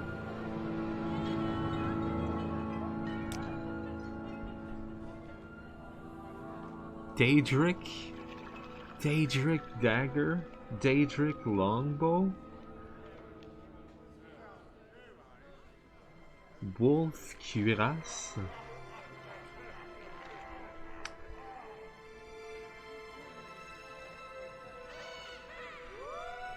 Ow. J'ai pogné le jackpot. For most of my life I was a slave. I was snatched away from my home in the marshes by the dress when I was very young, and taken to work on a sultrous plantation with many others. I grew up there, working all day, always working, until one day when some other Dunmer came. They argued with our dress masters. I believe it was some quarrel over coin. Swords were drawn, and our guards left the fields to fight them. Several of us then used the confusion to escape. I could have returned to the Black Marsh then, but I chose to stay in Morrowind. Why? So I could join the Twin Lamps and help to free my brothers and sisters who still live in the bondage, and since my own escape I have helped many.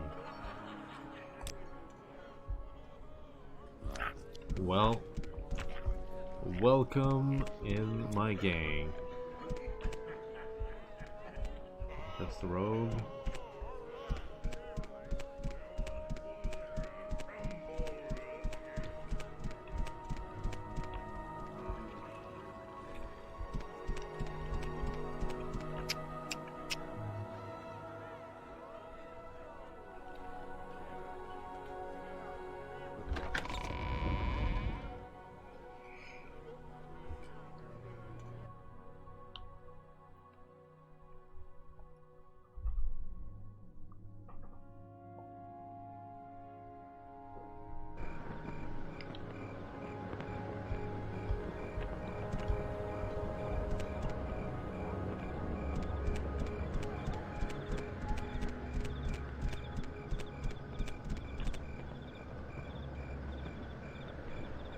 A warehouse, okay.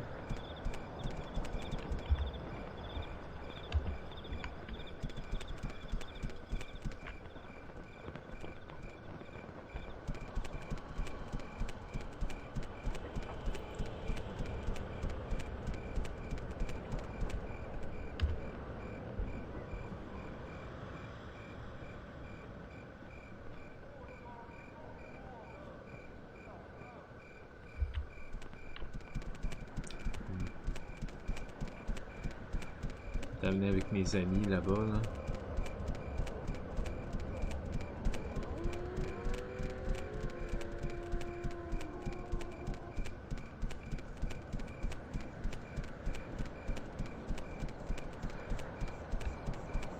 Les copains.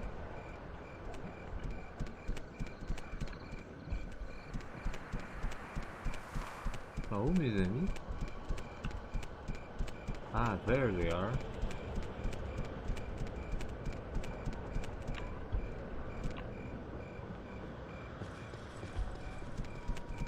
You seek information, Khajiit? Ah. Wait here.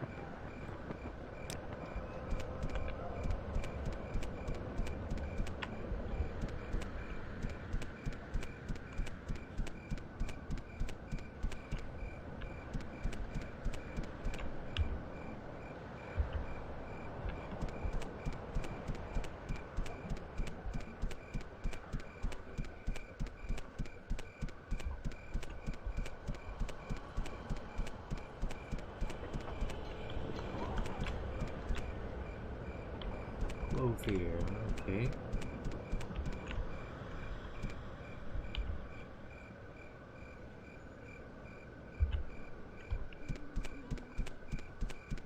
Horan Manor.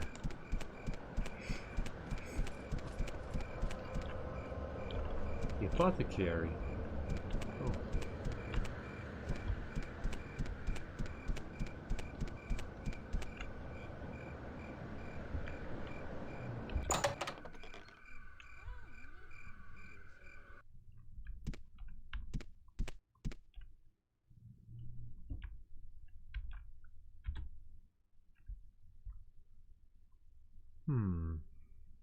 You can call me 𝓐𝓢𝓜𝓡. Lots of pilgrim, birthplace of Malakbao. Okay.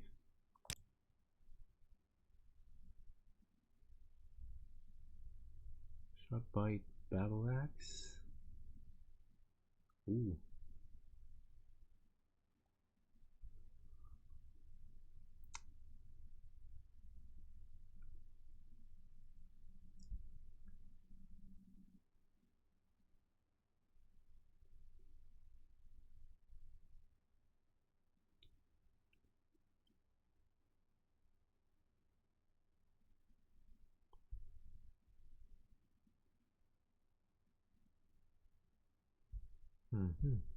Ah, ben je peux te vendre des... Ah ben, that suits me. Suits me very well, actually. Yes. And I will need the arrows, too. Thank you very much.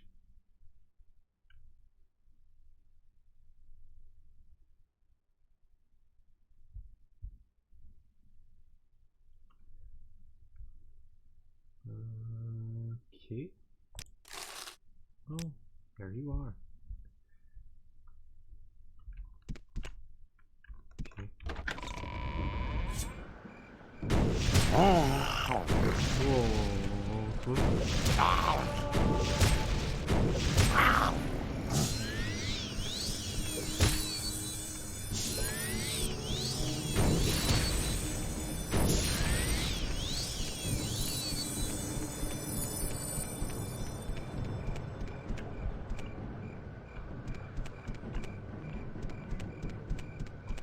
Who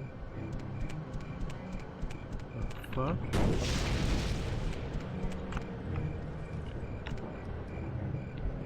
Assassin?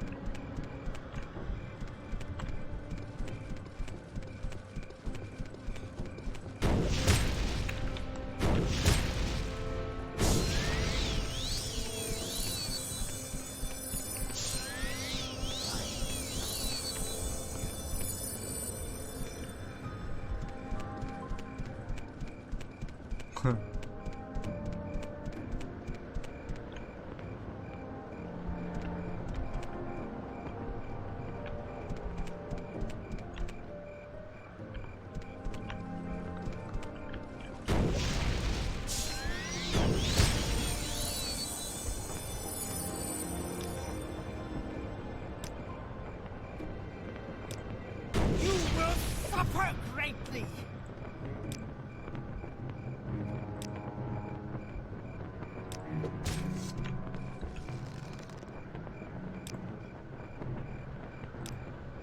Follow me. Fight, coward.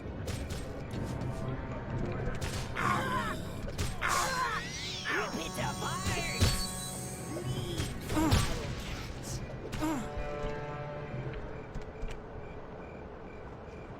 Car? Wild flame sword.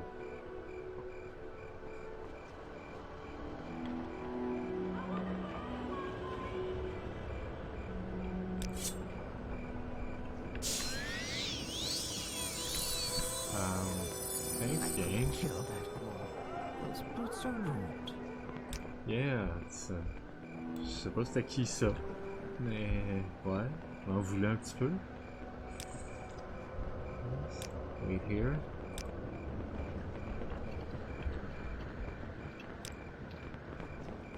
Wait here.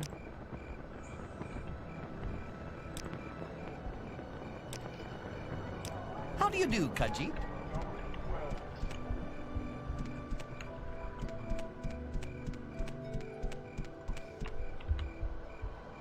Juste m'assurer que c'est bien pas Habitation 4, Bounty 0.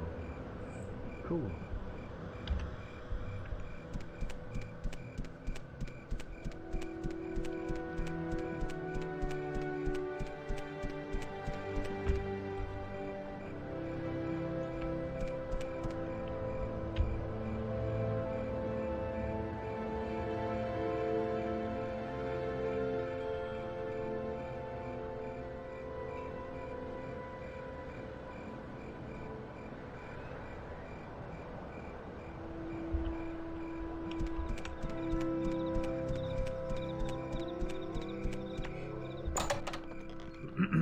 The warehouse, okay.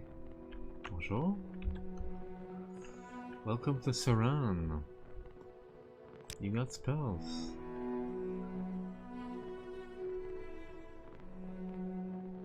My rank in the what?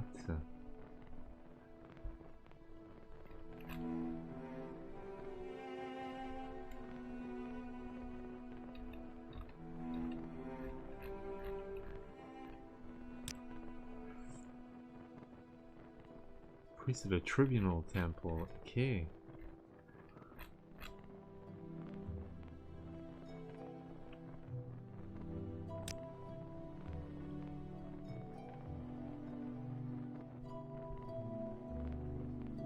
Okay.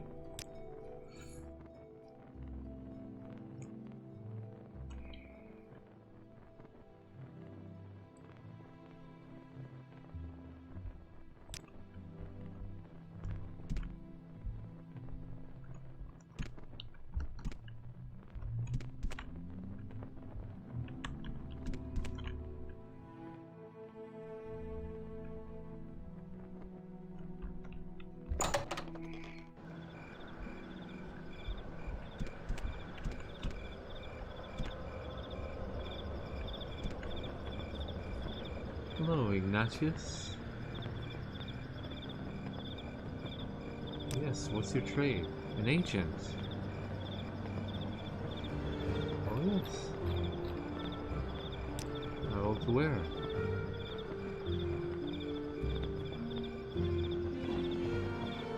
Caldera or Saint Denis? D'accord.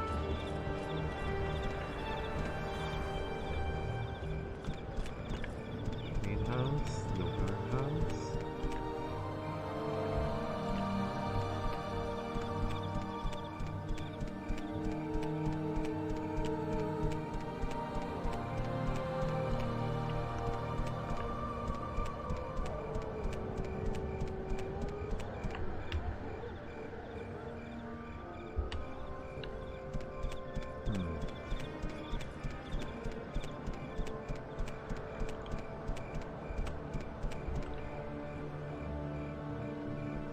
East corridor.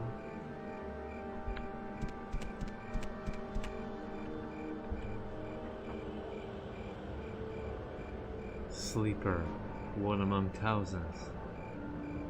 𝓐𝓸𝓻𝓻𝓸𝓀 calls you, Charlot.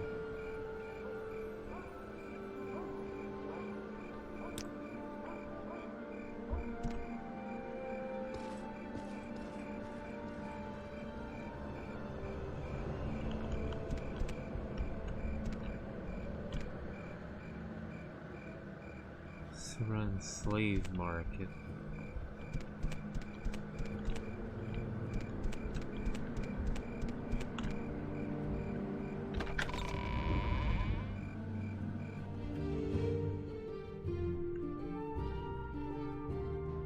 Biography of the Wolf Queen.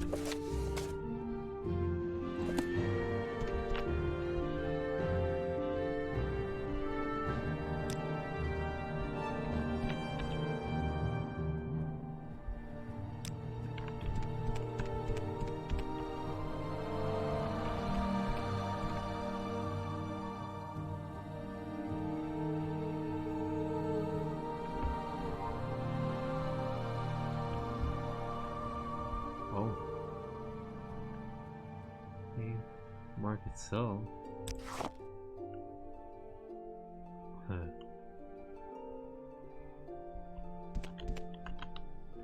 Ça, j'ai absolument aucun scrupule à te voler.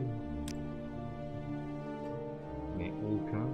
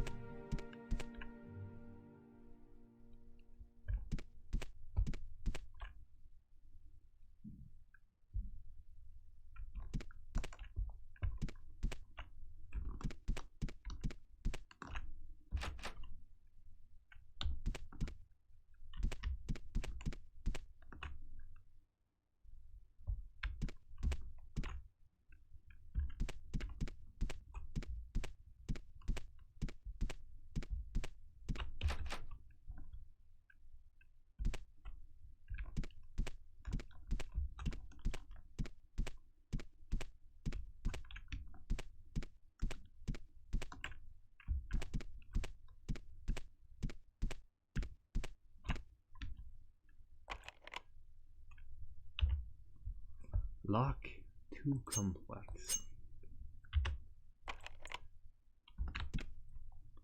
Too complex for a master.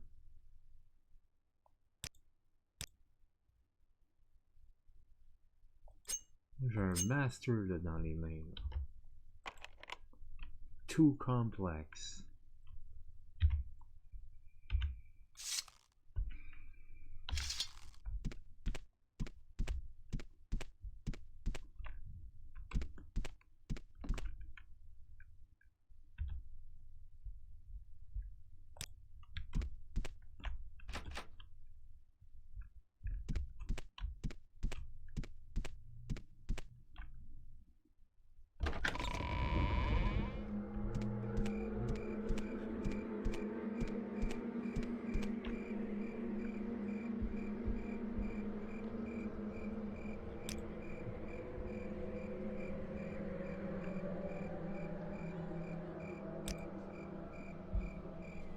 Ah ouais, I would. Would I?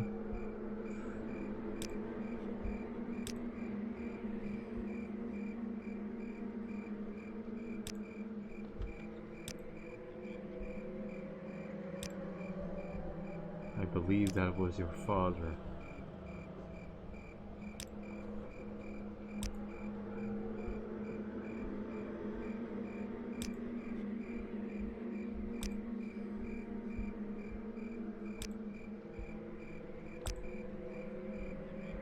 Do not fight about it. Go ahead. What did you want? Stop it. Let's talk normal.